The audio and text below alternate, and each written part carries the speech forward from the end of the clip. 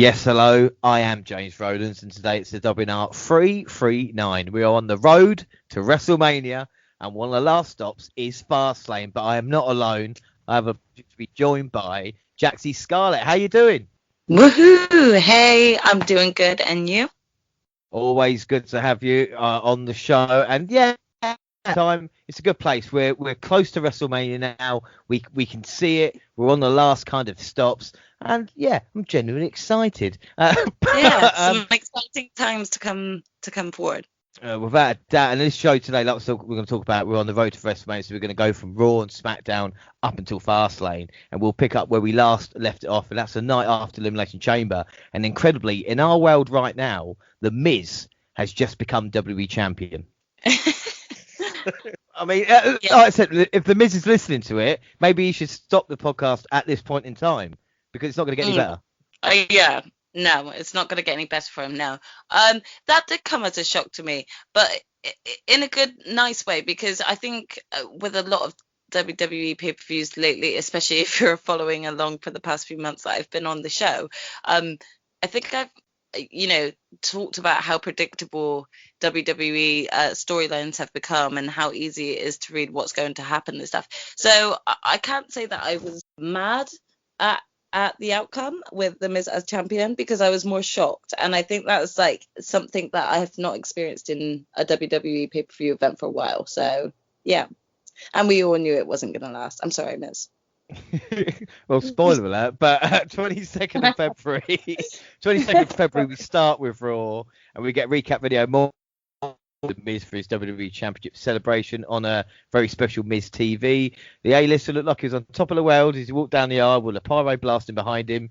We see him talk about his journey over the past 16 years from unwanted rookie to, of course, WWE champion. He calls himself the Babe Ruth of WWE and told everybody he was going to do what he just did on Sunday. MVP and Bobby Lashley then made to the ring, but The Miz didn't look worried. Everybody congratulated him on his win, but reminded him it was Lashley who attacked McIntyre to set him up. The Miz thanked him and tried to make a quick exit. The MVP said, though, The Miz owes Lashley a title shot since Morrison cost him US title. The Miz says he may have promised a title match, but he never said it would happen. Lashley grabbed him by the tie and told him he had an hour to give him an answer. The opening to Raw, this was brilliant because it kind of set the stage for so many things, didn't it? You know, I think the one thing you've got to actually praise The Miz on was, I mean, his reactions to everything that night was just brilliant, and it was just comical. And yeah, you know what? I really enjoyed him running away and coming up with all these excuses under the sun. It's just total Miz. That is without doubt. And don't forget, Matt Riddle is a moron. Well, that's what I've got written here anyway. So unless, okay, well, we all knew that though. but unless WWE are trying to play him like the Eugene type character, maybe he's going to be the kind of that type of character, because it's hard to argue with the backstage kind of segments at the moment. But we'll move on. He beat Morrison. Yeah. We get an update after 1 hour, and of course the time had expired. The Miz met Lashley in the ring and tried to talk his way out defending the title. Braun Strowman came to the ring and said he deserved the title shot first. That brought out Shane McMahon. He tried to explain the situation, but Strowman demanded a match. When Shane said no, Strowman said he will face Lashley instead. Shane then agreed and said he was earning his title shot if he defeated Lashley. So Shane now holds, I guess, Goodies and McMahon, the kind of power on Raw, and Strowman involved in that, and we get Strowman versus Lashley. Again, the biggest question that came out of that episode as well was, why the F is Shane back? No one asked for him. No one asked for any McMahon. So why did he come back? And obviously we can talk about this we could talk about this much further on as we get into the other roles that are to play. But at this point, you are asking yourself, why the fuck are you back? No one asked for you. We haven't missed you. It is weird. It's surreal seeing the title over the Miz's shoulder. Miz's facials were excellent, like you said, and Braun's new attitude was quite good. We saw Retribution lose again to New Day, and Ali loses shit. Benjamin Alexander beat Lucha House Party. Priest with Bad Bunny beat Gaza. Orton's distraction and then coughing up black shit. Again, I mean, this feud has gone on for a very long time, and thank God we've got a kind of end goal now. But when you saw the black stuff coming out of Orton's mouth, did you think, hang on a second? I kind of did an eye roll, to be honest, because this is just very typical WWE. I could definitely see where things were going with this, but it's just a bit of a laugh, really, isn't it? Well, the thing I really enjoy is the commentators, because they dumb. You've got the job as a WWE commentator. It's very true though, because their reactions to it are more genuine and realistic than the wrestlers that are actually experiencing half of this shit. It's just, it's what was that? I don't know, man. Like, do you know what that was? It's like a couple of, it's like Jay and Silent Bob watching it. It is really. It's just, oh gosh, shut up. Just be quiet. It would be better if there was no commentary, really. It is weird. We get Charlotte and Asuka versus Jax and Basler. Jax and Asuka were tagged in. The Empress went on a rampage against both opponents. She locked Jax in an armbar, but then Basler kicked her in the face. Charlotte accidentally kicked Asuka and allowed Jax to hit a leg drop for the win. The fault of this was Asuka getting her to out and the slow motion replay. They did not need to keep replaying it on a loop the way they did. It looked painful from the minute it happened, and everyone could see when it happened. So them repeating it was just too much, really. But yeah, really just did not see that sort of angle coming where she could actually full and knock. And it wasn't just a side tooth either; it was a front tooth. It's just a way floating out the mouth, like, I mean, because like I said, we both love Asuka. Floating out the mouth like a chewing gum or something. like a ship in space floating into the. Yeah, and yeah, as you're right, we both love Asuka, but I felt for her in that moment, because you could just tell she wanted to just get out there and see what the F happened to her tooth. Yeah, Charlotte was there. Come on, just fucking look. Do you see what happened? Like, just come on. It's like I said, it's a shame what happened with Asuka there. Quick thing though, there's a lot of shit online, talk about on Twitter and everything like this about Nia Jax and of course causing injuries and being dangerous. And Basler is very snug, and I'm not going to say she's dangerous, but I mean, there's a difference between being stiff and knocking the front tooth out, isn't there? Yeah, and I think, I mean, for me, I felt like when Shayna went for that moment, it was just kind of one of those moments where she wasn't really thinking about her angle, and it was a sloppy moment coming from her end. But I also could tell how from the angle it could have looked like she was trying to actually avoid altogether, like kicking her in the face. But the way that Asuka was leaning sort of down and forward with her head, her mouth was open at the same time. So I'm not sure we can really call that like a sloppy moment just from Shayna's side, because I think when we look at Shayna as a wrestler, she's probably one of the smarter wrestlers that does wear a mouth guard, just like Nakamura.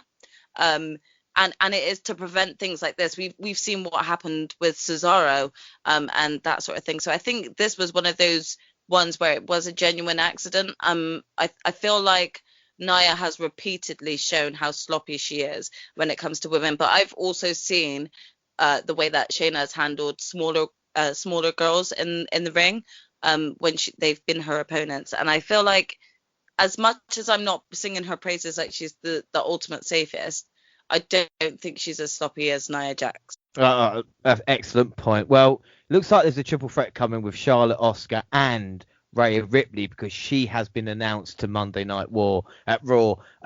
What difference, for anybody that's not seen Raw NXT, what difference can she make to the main roster, especially Raw Women's Division? Well, I mean, the first and foremost, Rhea Ripley is not only sort of your unconventional look, but she's got an overall unconventional sort of personality where, she can be that lone wolf, or she can be that, that extra backup you need. So coming in right off the backbone, especially when we've, kind of already heard, a lot of people would have heard a lot about her with her feud with Charlotte when it came to last year's WrestleMania. Was it last year's? Yeah, believe it or not. It was, yeah. So yeah, I think there is a form of excitement about her. Rhea is like I said, you're not a conventional look for a female wrestler, but that's such a good thing. Not only reaching out towards a lot of other young girls that probably feel like different compared to others, but also from a powerhouse level, she just looks dominant. She looks the part, and she looks ready. So she comes across and gives you that overall presence straight when you meet her, or at least on camera. I can't say I've ever had the pleasure of being able to witness her in live action. Well, the thing is, like I said, she is a main event talent, and when she arrives on Raw, things are better. At the moment, though, Charlotte will take the spotlight, and Charlotte took the spotlight and told Ric Flair to go home to protect the Flair legacy. And to be fair, I can't argue with her. I just can't. Do you know what? I think over the past few months, everything that's been kind of digressing with Charlotte Flair when it comes to storyline and off storyline in real life, I think that I've just kind of been growing a newfound respect for her. And I feel like I could relate when it comes to her father, and just feeling like she's kind of having to protect her image through him, through his actions. So it was a very interesting sort of segment with Charlotte and Rick. Do you know what's incredible, and the journey that just you and I have been on this podcast, and the changes that we have, and I'm going to bring it up now if you want, but it's like the new respect for Charlotte, and it was only 3 or 4 months ago that you were calling her a cunt, and this is the Okay, let's not touch too much on this yet, because we never know whether or not, she's been rumored to be turning up on SmackDown for some reason, so you never know whether or not this is going to change next month, so don't jinx it, okay? Moving on. Jeff Hardy lost to Sheamus. Lana and Naomi winning a blink, blink, and you'll miss it. And then AJ versus Ricochet. Styles rode out the way for 6:30 and drew Ricochet with a knee to the face. Hit the Styles clash with Omos slamming Ricochet after the match. It was always going to be good, but I mean, poor Ricochet. And then the main event, Braun versus Bobby. Last time you mentioned Bobby Lashley's 3 entrances during this episode of Raw. I mean, are they paying him extra for that, or what is it? I don't know. It's like they want to constantly remind us who the champion is, but they've got to make sure that they get his full entrance in every single time, isn't it? Yeah, even I was watching going, not another full one. Come on, like you can have half it and cut away somewhere, but yeah, or he could have already been in the ring when we got back from the break. Like, why is he only just coming out now? Like, you could have already had him out there. You hear Vince McMahon go, play the entrance, damn it. Like, do it. Do you think it's Vince McMahon just secretly loves Bobby Lashley's entrance, so he sits in the back just really dancing along to it? He's just going, yeah, I done it again. I told you it's not going to get paid. Yeah. Well, in the main event, Braun, if he could beat Lashley, he was on his way into the next week's WWE title bout. The Monster Among Men dumped Lashley over the top rope, tried to run him over. Lashley jumped onto the apron to avoid him, and Braun collided with the steps. I thought that was a really nice spot, actually showing Lashley's ability. Strowman then hit Strowman power slam, but Lashley managed to kick out and get to his feet. And Strowman was kind of playing this off as what the hell, got hit with a spear and pinned.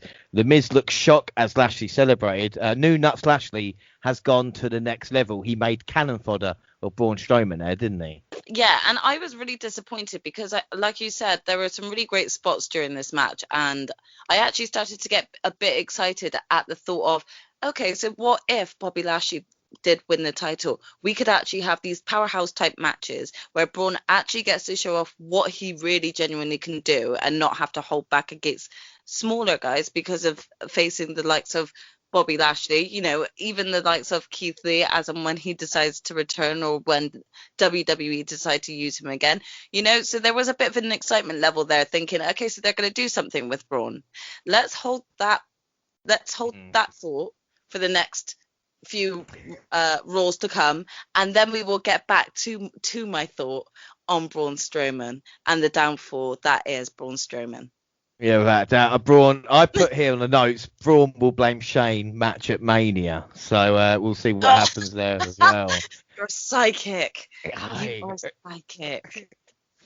Well, move on to SmackDown, February 26th. And I don't think it's a secret. SmackDown needs me, Roman Reigns said. He's the addressed universe. The same could be said for the Elimination Chamber, like the Tribal Chief. He showed up and balled out.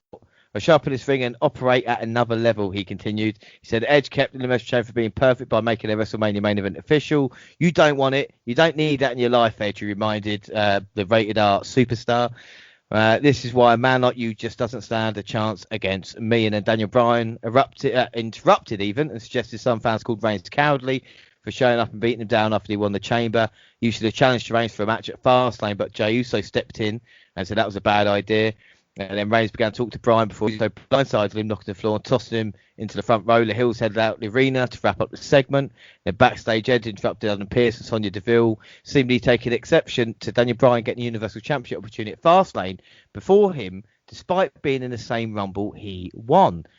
Folks, it was a good way to start, and Edge has an excellent point. Yes, definitely. And I just want to say, Daniel Bryan can do no wrong. Promos, great. Always excellent, and you just genuinely could see him slotting in so well to the storyline that is to come between himself and Roman Reigns, and they feed off each other's energy really well. And I just feel overall Daniel Bryan works so well with every single person he's partnered with, and I really do genuinely miss him and Drew Gulak together. I really do. Yeah, I mean, poor Drew Gulak at this moment in time doing the 24/7 stuff. Honestly, there was a time I honestly thought that he might get pushed, especially when he was working alongside Daniel Bryan. And I'm so gutted to see as to where he's now been lowered. But at least he's in a better position than Akira Tozawa. So, I mean, there are levels. Yeah. How he's still with WWE, I don't know. But anyway, up next, as in, why is he still, you know what I mean? Not in fact, he's been fine. Yeah. Up next, yeah. Up next, the Alpha Academy heel turn. Chad was gloating about last. We see then the Mysterios come back to have a match. They attempt to come back, foul turn them to victory as Otis crashed into Mysterio's ribs with a big splash. So they're going to go heel with Otis. So everything that was enjoyable about him, you know, when he used to go, oh yeah, and do like the kind of worm and all that stuff, they've taken it away. They killed it. And I'm going to just say this about Otis. I just miss him and Tucker together. Like Tucker's just not being used anymore. And I just think, you know, they've killed their tag team division, female and male. They really have. It's WWE. Sorry, but I was about to say it's WWE's way of booking, of going, let's break this tag team up and put them in a tag team. Yeah. And it fails, and then all you do is you end up killing one half of the tag team. So then there's only another one. There's one of them by themselves, and they're partnered with someone else. That doesn't work because guess what? They've got no chemistry because that's not their real tag team partner. It's just like is exactly the same as sort of Mandy Rose and pairing her with Dana Brooke. Okay, I think actually no wait, let's take that back because I think that works a little bit better than what's her name, Peyton Royce. I really think that Peyton Royce and Billie Kay breaking them up was a big mistake. The only thing that I could say is that they had a good thing. They do have a great thing with Billie Kay. Her personality is great, but right now they're killing her by not having her on TV. They potentially could have had something good with her and Bailey. They haven't gone that way, and whatever Vince had planned for Peyton Royce clearly isn't going through, and it's not working as her as a singles, you know, and it's just killing great tag teams when they don't need to be. You know, the female tag team division could be a lot better right now if the Iconics were the champions because they're a tag, you know. So it's just WWE have such a ass about face way of dealing with their tag team division, and I'll never understand it. No, it is a shame. But we move on with SmackDown. No longer willing to be someone he is not. Apollo Crews embraced his Nigerian heritage of wealth, dominance, and power prior to his match with Nakamura. Then like a madman, a hell-bent villain, he attacked break, a kick to the neck and an angle slam earned Crews the win. We learned more about Apollo in that promo that he gave than in 4 years of him being in WWE, and I guess that Nakamura push to the top is over as well. Yeah, I mean, to be honest, it was actually nice. It came as a shock, first of all, I think, when Apollo Crews kind of came out with this Nigerian talk of his heritage when he's not kind of discussed that before. But I mean, in hindsight, this is what they should have done with him in the first place. And they should have just kind of let him run with things. I'm looking forward to seeing where things go with him for sure. Yeah, I've got a great Cruise story in a little bit when we talk about the kind of the turn that he's made. But we get onto the Riot Squad, where of course with two T's versus Tamina and Natalia. Snuka delivered a smiling drop and put Liv away for the pinfall victory as Michael Cole and Corey Graves applauded the job Natalia's done in reinvigorating her. Poor Riot Squad. Okay, let's try with Tamina again. That's just what they must do every 6 months or so. I mean, it comes across that way, doesn't it? It's a bit pitiful. Anyway, the 2021 Women's Royal Rumble winner Bianca Belair joined Adam Pearce and Sonya Deville in the ring to make her official choice for WrestleMania 7. Who could it possibly be, huh? Who could she pick? Before Reginald interrupted and attempted to sway her. Finally, Sasha Banks strutted to the ring and took exception to Belair calling herself the EST of WWE, if only because the boss is the best. Blair took that as a challenge and accepted it, revealing she will challenge Sasha Banks for the title of WrestleMania. I am so surprised she didn't pick Asuka, and I hope Reg fucks off before WrestleMania. But it's all about SmackDown on the road to WrestleMania. Yeah, I mean, to be honest, these are really hyped matches, and I'm excited to see Sasha v Bianca if they can actually continue start getting a decent bit of a build up between them instead of actually trying to team them together. But yeah, I'm not liking this whole Reginald being involved in every sort of like women's title picture. He's just somehow in the storyline, and I don't understand why. You've got all these strong, dominant females in the ring at the moment, and they're all arguing over a man. This is not how I want to see Bianca Belair, Sasha, or even Nia Jax. So yeah, isn't that what women do though? That's what WWE are telling me. That's what women do, isn't it? They it's all about the man. We don't like to keep them as pets the way that Nia Jax is. No, we like to actually be in there's some independent ones out there, like why don't we show those ones? Because that's the females they got in the ring right now, and instead of making them look strong and powerful, they're making them look catty over Carmella's sloppy seconds. Carmella dumped his ass, and now they're all fighting over him. It's like, oh, girls, get a grip. There needs to be more Reg to go around. This is what Reginald has brought out in me, We'll move on then, and it's Corbin and Zane versus the Street Profits. And at ringside, a frustrated Corbin shoved off Zane's documentary team to a planche from Ford. Back in the ring, Dawkins flattered Zane, and Ford finished him with a frog splash for the win. It's nice to see the Profits back. Can I just say, Montez Ford, I don't know if I've mentioned here, his frog splash. I mean, there's a lot of great ones, RVD, D'Lo Brown, but the height that he gets is ridiculous. Insane. Honestly, I don't know if he's just practiced that and that's his thing, or if there was a special way of being able to go that high, but I don't think I've ever seen anyone in wrestling jump as high as Montez Ford. I need Sin Cara's entrance, and he had help with that. That's what it's kind of. Yeah, he had a trampoline. He literally Angelo Dawkins just holding it there quietly. I hope no one notices. Anyway, we move on. Seth Rollins brought his vision to SmackDown, addressing the complaint field against last week and social media traction between Cesaro and Cesaro interrupted. Rollins attempted to defuse the situation, appearing Cesaro's desire to shatter the brass ring and achieve success at the top level in WWE. He implored Cesaro to join him to embrace the vision, and he delivered the sort of success Rollins had already achieved. The Swiss Superman's response, a giant Cesaro swing that left Rollins stumbling and tumbling directly into a stunning European uppercut. Cesaro made his way into the ramp, up the ramp in time to wish Daniel Bryan luck in the main event match. This was quite nice, though. I know I've got an annoyance with Rollins, but it is good to see Cesaro booked like this, isn't it? It really is, and again, he's an unsung hero in terms of wrestling treasure and wrestling gold that they should continue to work with. And I definitely got excited at the prospect of a Cesaro and Seth Rollins type feud, because Seth Rollins does play the greatest idiot or asshole, um, and his greatest gesture is being a heel.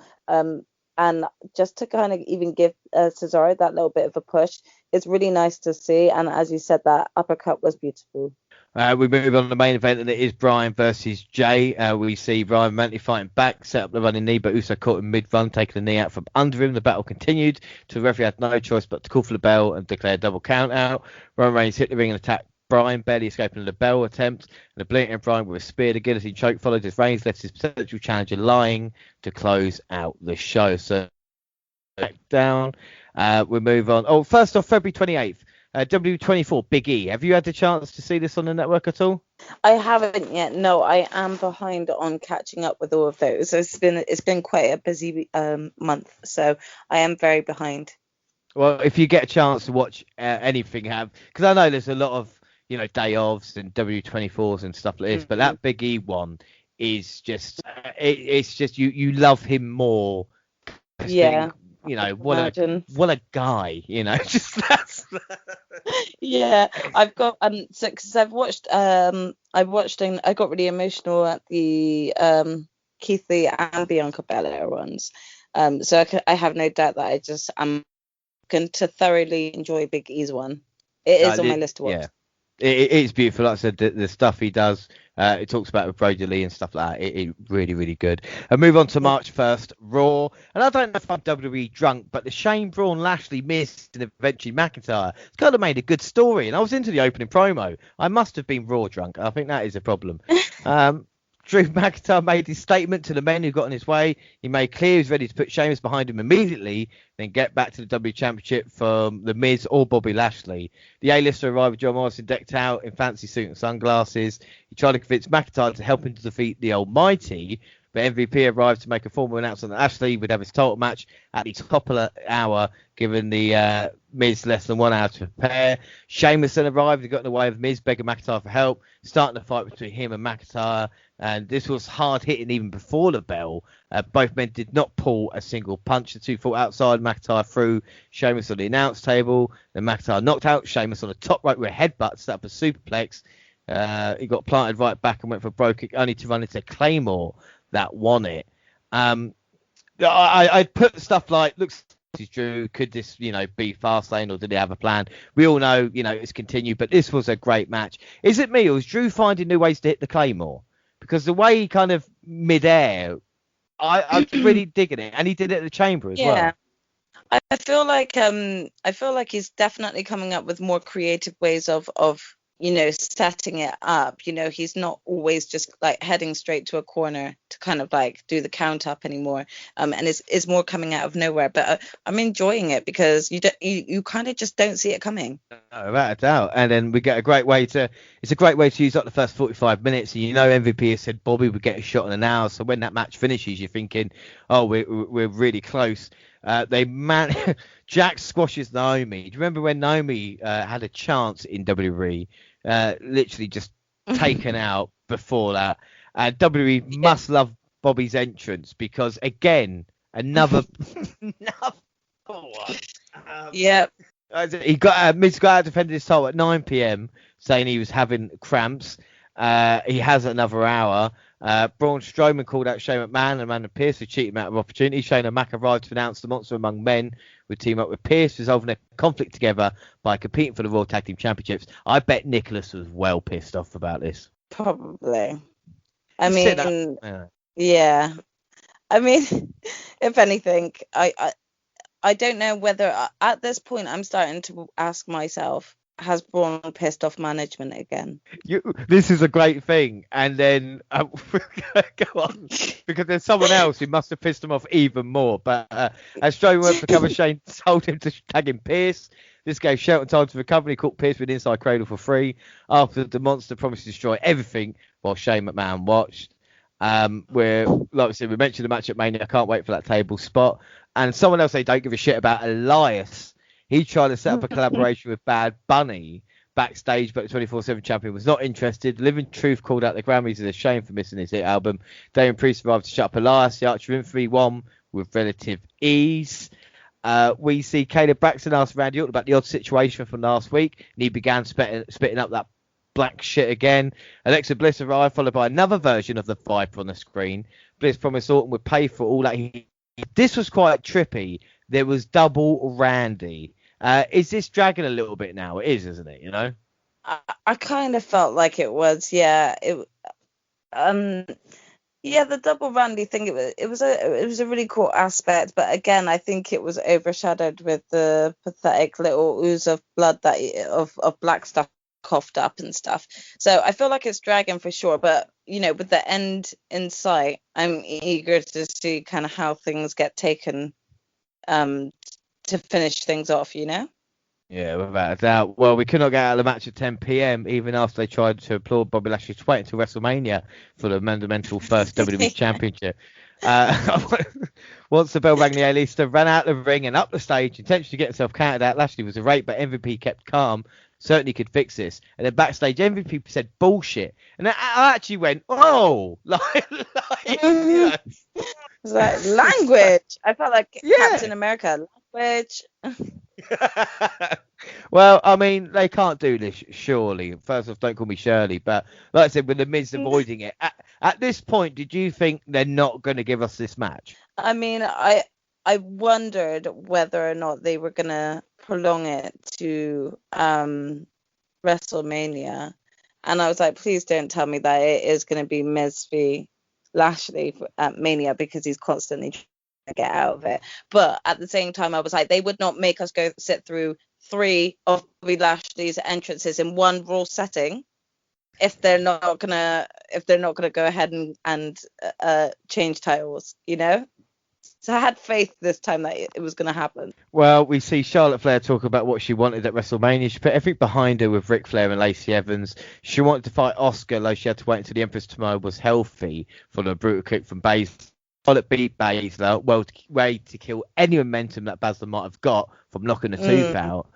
And also Charlotte gave a weird one about, I'm here, maybe not for championships. Do you really think I want these opportunities? It's like, as Stone Cold said, if you're not there to be the champion, then why are you there? It's like, don't play us.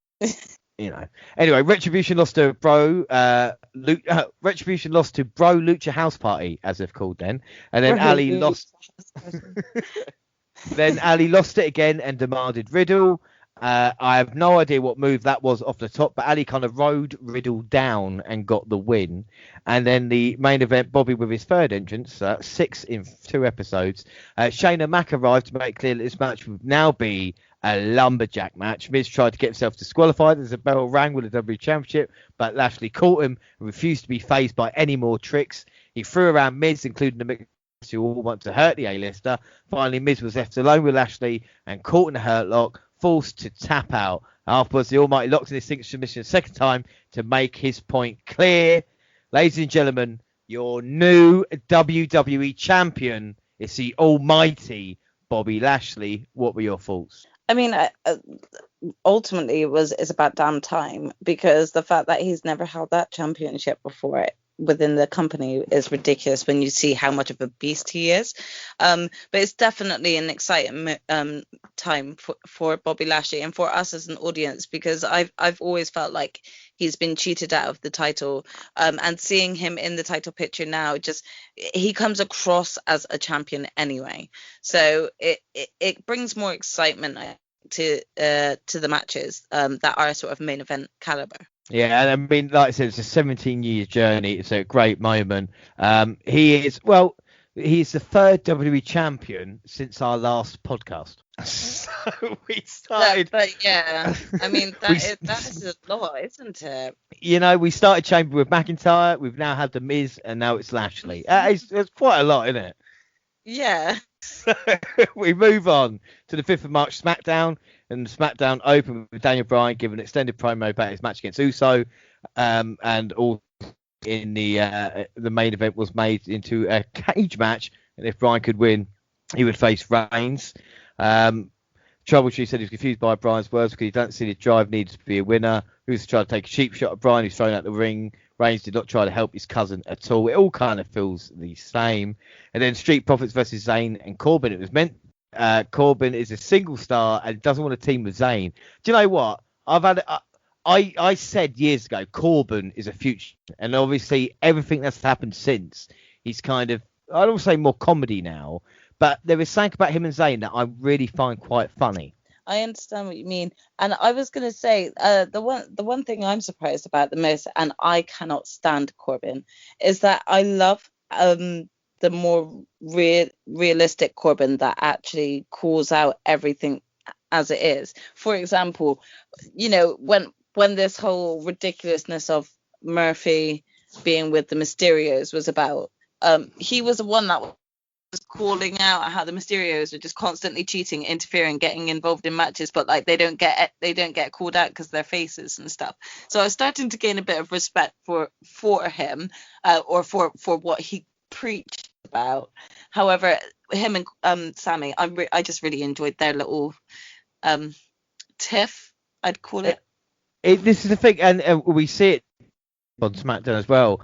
Corbin won his match thanks to Zayn helping over Ford. And so they now ask Corbin to help him in the same way, but after Dawkins knocked Zayn into him, the King just left him to fend for himself. And Zayn distracted with Ford with messing with his camera crew and allowed Dawkins to roll up for a win.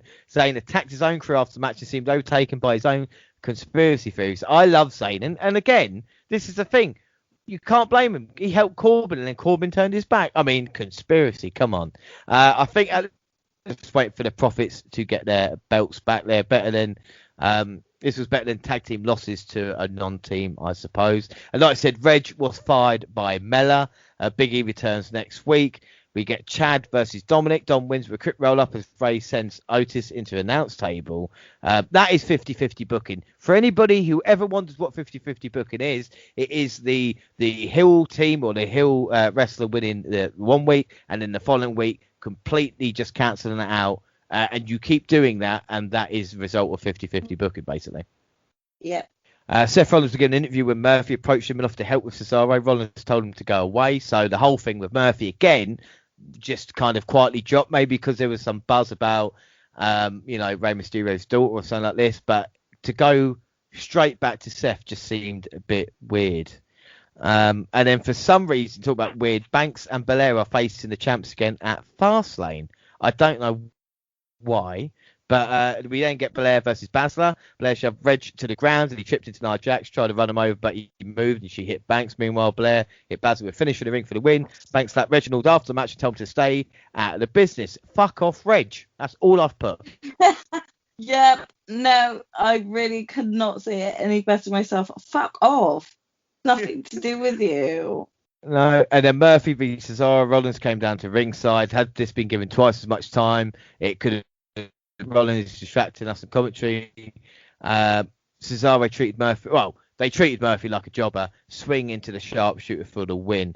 And then Apollo Crews' heel turn is verging too far into stereotype. We get the fake accent after he says still. We get the spear. We get 2 military guys in gear. Don't get me wrong, it was an emphatic promo, the best of Crew's career probably, but it's a shame it was marred by this kind of presentation. He's, embracing his Nigerian roots, but it's just so stereotypical. What were your thoughts on this? Yeah, I mean, I didn't see that coming, but I was intrigued to see where things could go with Apollo if he was continuing to go down this route. I just, it's just interesting that, with the accent that he was given and this kind of thing. But, if he's happy to do it, if he's kind of maybe his idea even, then I can see how it maybe tweak of a character, Yeah, but only if it was like, I think if we kind of later found out that like it was more just WWE wanting to exploit that, then I'll be really upset, because I think if this is something that Apollo Crews was okay with and happy with and wanted to actually do, I could see why it's got potential for him to kind of go somewhere with it rather than get lost in the shuffle. Yeah, I think without a doubt, and this is the thing about, I'll just talk about story quickly, is obviously he used to be Uha Nation back in the day when he was doing independent scene, and I was lucky enough back in, I think, 2016, to see him at this kind of leisure centre, this swimming pool with like 200 people. But the thing is that I was outside having a cigarette, and I look up and I see this figure in the window as he's kind of walking down the stairs, and it's him. And he's kind of looking into his purse to see if he's got enough money, either for a drink or something to eat. And I thought, that is so sweet. Yeah. This guy's so big, just like, what have I got? Have I got a pound? Have I got a 50p? And I was just like, oh, bless him. Anyway, we'll move on. So that's the thing. I always thought he was sweet, and now he's doing this. Ding dong, hello, nice tweets, but one is not so great. Bailey slams the door. She is brilliant. And then the main event, Brian in a cage. Brian and Uso beat the life out of each other with strikes. Brian hit a suplex from the top right and applied the yes lock. Uso was forced to tap his ranged watch for a look of disappointment across his face. This wasn't the best episode, but the main event delivered. And then big news, AEW. We're going to mention AEW here for a second because they announced the signing of Christian and the Big Show. And of course, we had seen Christian at the Royal Rumble, and obviously Big Show's been a legend for 20 years in WWE. What were your thoughts on AEW signing these two? I mean, I wasn't bothered, to be honest. I mean, look, here's my take on not just AEW signings, but signings for wrestlers we know into different companies. I'm always going to be excited because then that means we're still getting to see them on TV, and I am a AEW fan as well as a WWE fan. I might bash a lot on WWE, but I will forever remember that it was thanks to WWE that I got into wrestling in the first place. I don't get why we've got to have so much of an issue with where wrestlers want to go to wrestle. If you're being offered better opportunities elsewhere, then they should be allowed to do that. Yeah, this is the thing. I think when it comes to Christian, and people obviously upset about it, but the thing is that 47 years old, the same as the Big Show. It's not like they're going to be main event in WrestleMania in 10 years' time either. So I think with AEW as well, they have to be careful that they don't kind of turn into or get perceived as the kind of TNA of signing these guys and then just kind of filling up the roster. That is also true as well. I mean, I think if it continued this way of just WWE wrestlers leaving and then just getting signed to AEW, it is going to go down that route. But I'm hoping that because AEW is not just a growing brand, but that they are starting to set their own routes. They've been there a year now and things like that. It will just be sort of more focused on the ones that they have, and it's not going to be a continued recurrence of just waiting to see when the next wrestler who left WWE turns up. Yeah, I think that's true. And we spoke off air as well about the ending of Revolution. All I will say of this is they laughed when the Fiend was set alight. Anyway, we move on to March 8th, Raw, and the nice opening video package. Then Hurt Business arrived. Bobby says the almighty era has begun. Then Miz pissed and moaned whilst Morrison just stood there. Our first match tonight was for the WWE title, and we get Bobby Lashley. We've talked about it, but he's got a new entrance now. What were your thoughts on the new entrance? On whose new entrance? Sorry, you cut out. Bobby Lashley's new entrance. I mean, I kind of don't mind it, but I was also like, where did the lightning come from? Yeah, I thought that as well, and I thought, why have they never tried that with anybody else? Is it a special effect, or I guess mean, it is... are they going with the whole Zeus is throwing a lightning bolt down, or what? Because that's like the sound effect that comes with it, and I'm like, okay. Well, really we get complex. Well, we get onto the match, and the Almighty continues to overwhelm his opponent, coming out of the commercial, overpowering a loud mouth and tossing him around like a rag doll. All while Drew McIntyre watched from backstage. Lashley caught Miz on the arena floor, sent a face first into the ring post, seemingly toying with his opponent. Moments later, the champion tapped Miz out to the Hurt Lock for the successful title retention. This was all too easy, and then we see McIntyre get caught up backstage, who cut a promo on the champion until Sheamus attacked him from out of nowhere. I guess it is not over. And then Braun Strowman hit the ring next, demanding an apology from Shane McMahon. McMahon arrived, came face to face with Strowman, and then said, "I'm sorry," and then left. Looked like he was going to come back, but he actually didn't. great build, guys. What a build for WrestleMania when you two are doing that. Sheamus versus Drew. Drew attacked during Sheamus' entrance. Is great brawl, really hard hitting. Both had steel stairs overhead, and they ran into each other, colliding and crashing to the floor. They sold the effects, and obviously the commentators again were like, "Wow, what was that? I've never seen it before." It was quite a cool visual with the stairs running into each other, though, wasn't it? Yeah. Again, I did actually wonder whether or not that was meant to happen at first, you know. So my first concern was, are they both okay? But they were fine. You say they're fine. The pictures, the state of Drew's back, Yeah, and Sheamus' yeah. back. Oh my word! I mean, you can't really fake that, can you? People tell wrestling fake, you know, and you go, okay, well, what about this then? Is it makeup? It's just anyway. That's a discussion for another day, I think. We know on the next Raw we're gonna get the New Day versus the Hurt Business for the tag team title, but on this Raw we had Woods and Benjamin battling in single competition. Woods managed to roll them up after some trash talk. New Day's Mortal Kombat ring gear to homages to Scorpion and Sub-Zero. It was great. I totally nerded out on that because if I got it straight away, being a huge Mortal Kombat fan myself, and just with the new movie coming out in April, I was just even more excited. It was great. Have you seen the trailer? Yeah, I have. It looks so badass. It really does.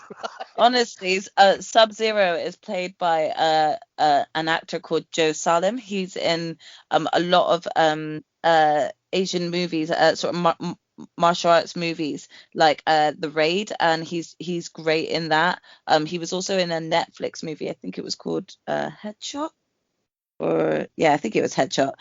He's just overall a great martial artist, and I'm just really excited to see him as Sub-Zero, and the way he just kind of created that blood knife in the trailer. Oh my gosh, it definitely lit some excitement there. Oh, without a doubt. But we go to Sub-Zero to Slapjack, who lost to Matt Riddle, who is a moron. Hopefully he loses to Ali next week. We get Braun and Shane again. And Shane is just, I mean, not only is he the sweatiest McMahon, he's also the worst. He used to be quite a good heel. I mean, you go back to 99 when he did that weird lip thing. I'm doing it now, and obviously no one can see me, but he did that kind of weird lip thing. And good, but now he's just stuttering and stammering and stalling and buying time. And again, I'm going, is this part of it or is it not? Or, you know, and then McMahon is saying like, oh, Strowman, I never would I call you stupid. And then, you know, it's just getting chased off. Strowman chases him backstage and then going after the car. And then Shane was there and he's going, oh, so stupid. It's just. Women's tag team title match, Naomi and Allana versus Nia Jax and Basler. It's all started with, oh, my hole. Poor Naomi.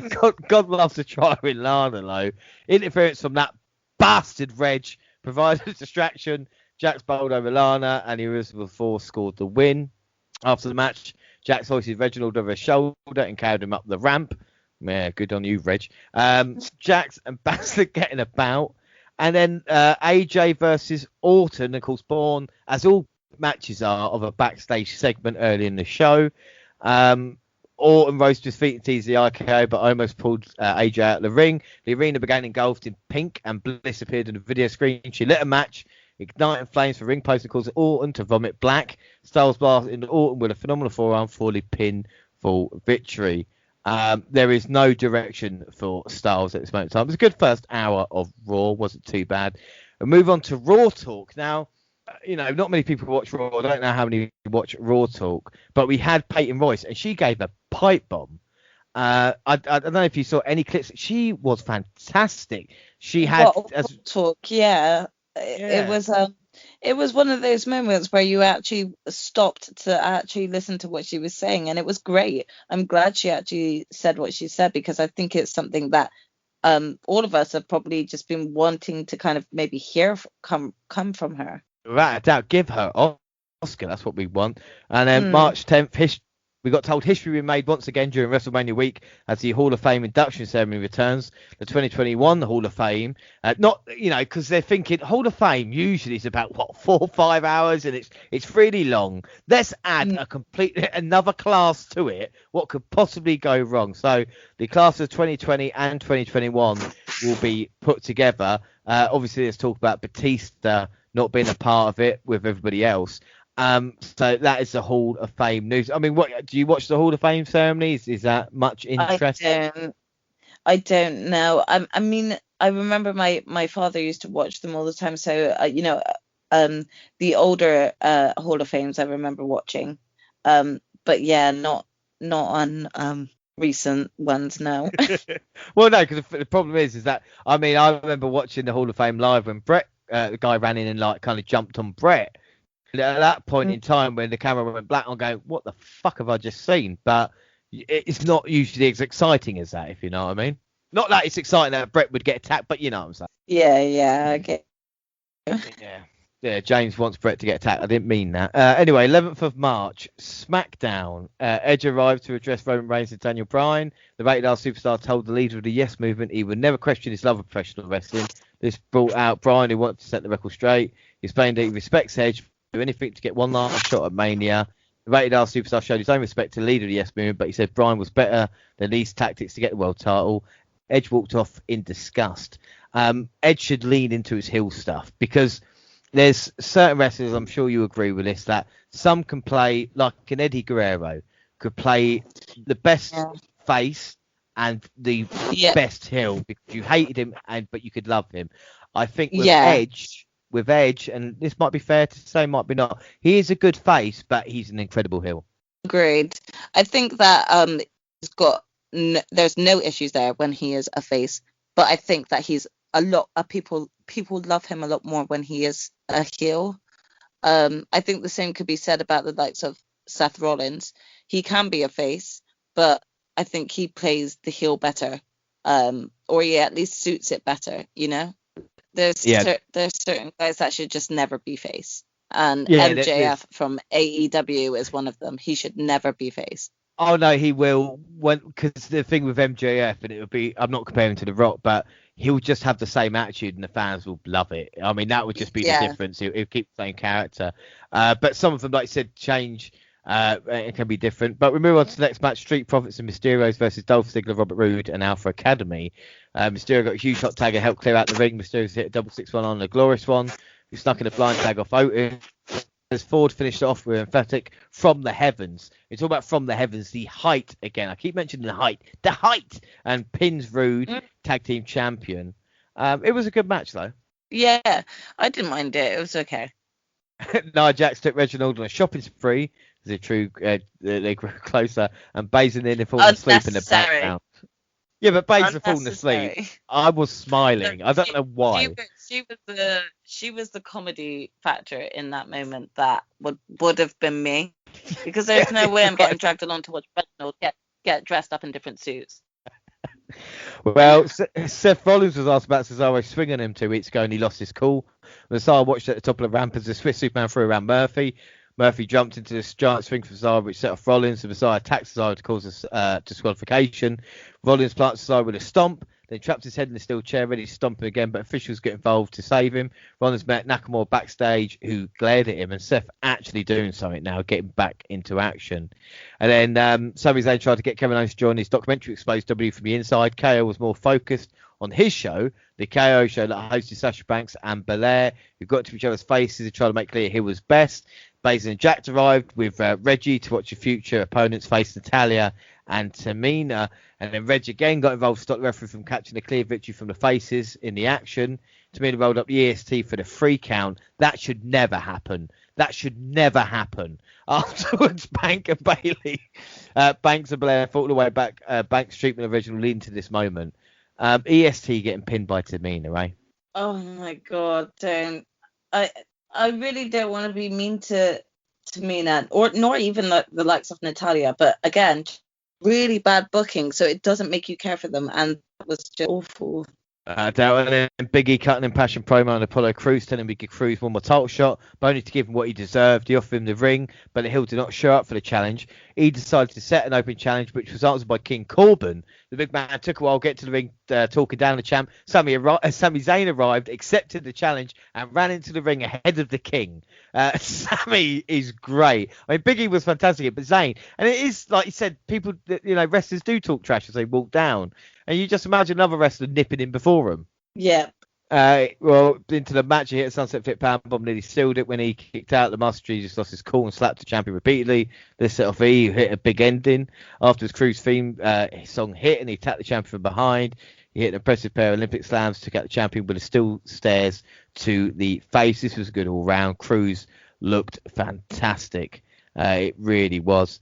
And then we move on. And Jey Uso wanted to talk to Roman Reigns, but Heyman told him not to walk into the locker room. Edge found Uso backstage, saw he's wasting his talent working under the head of the table. Reigns told Bryan immediately he had changed his mind. Not would give Bryan a match at FastLane. A leader of the Yes Movement called out the head of the table, Cowdus, and Reigns said he could not hold his calm. He signed the contract. Uso threw the table out of the ring, not happy with Bryan involving his name. Edge arrived and challenged Uso to a match next week. The winner would be a special guest enforcer at Fastlane. A brawl ensured where Bryan took out Edge with a running knee. We need Bryan at Mania, and I'm starting to think we might need Jey involved as well, Yeah, definitely. I mean, the one thing that I was getting to me more was the fact that I'm starting to feel like, Jay's always willing to get involved with Roman, but then Roman's just willing to let Jay just get beat up all the time. It's not fair. He's just continuously getting the sort of short end of the stick. Without a doubt, and this is the thing that we're seeing with it as well, even with the cage match and the little nuances of don't go in the locker room yet because he's really pissed off here. All right, so give it those little kind of nuances. My mum would actually say to my dad, say to me about my dad being like, don't go into his office just yet. He's really mad at you. I'll let you know when it's safe. And me being like, okay, mum. Well, we see during the most recent edition of Talking Smack, we've talked about Raw Talk. Let's talk about Talking Smack. Paul Heyman addressed Edge and even took shots at his long-term partner Christian. He said, Edge, your best friend in this world, knew he was going to become Roman Reigns' target just to get in your head. And what did he do? He ran away before Roman Reigns could target him. How many of your Christians need to convert before you realise it's not smart to piss off Roman Reigns? You, Edge, have pissed off Roman Reigns. Really clever by Heyman, just really, really clever. I mean, he's just really great on the mic, isn't he?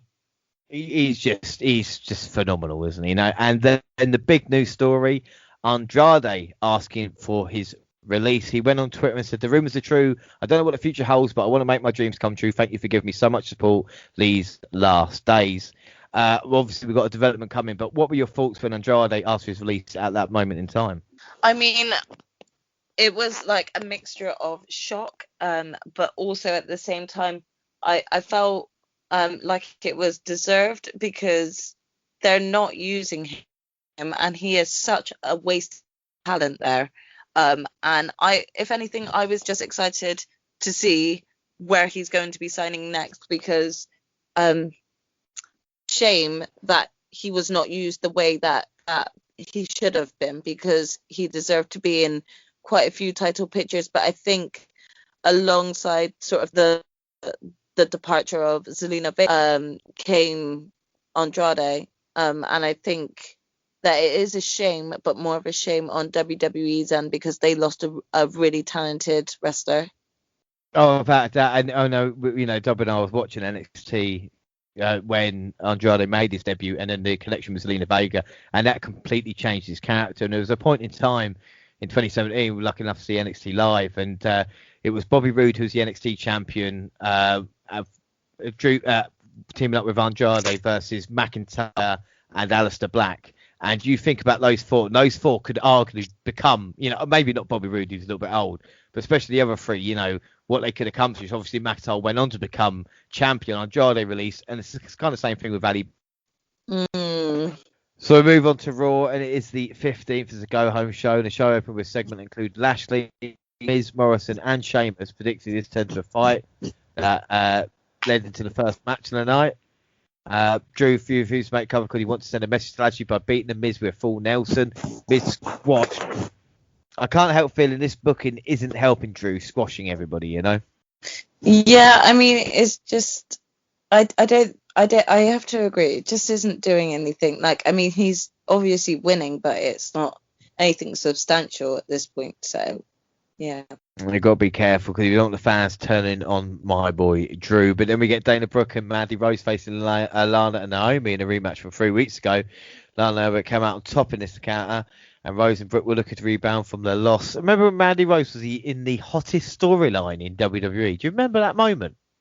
Yeah, and how quickly it faded. Without a doubt, based on Jackson commentary, but the Queen of Spades left the table to attack Oscar when she came out for some reason. Back Brooke hit Lana with a net breaker to get the pin. Underappreciated women there. Into the second hour, Bro and New Day are backstage. That was quite funny. And then the New Day come up with some weird, I want to call it side dancing, but they were kind of connected, but looked like having the most fun ever. That's something you can only pick up from like being with each other for years on end, isn't it? Just being weird with one another. The guys that work for it to do that, and no one wants to play. You know.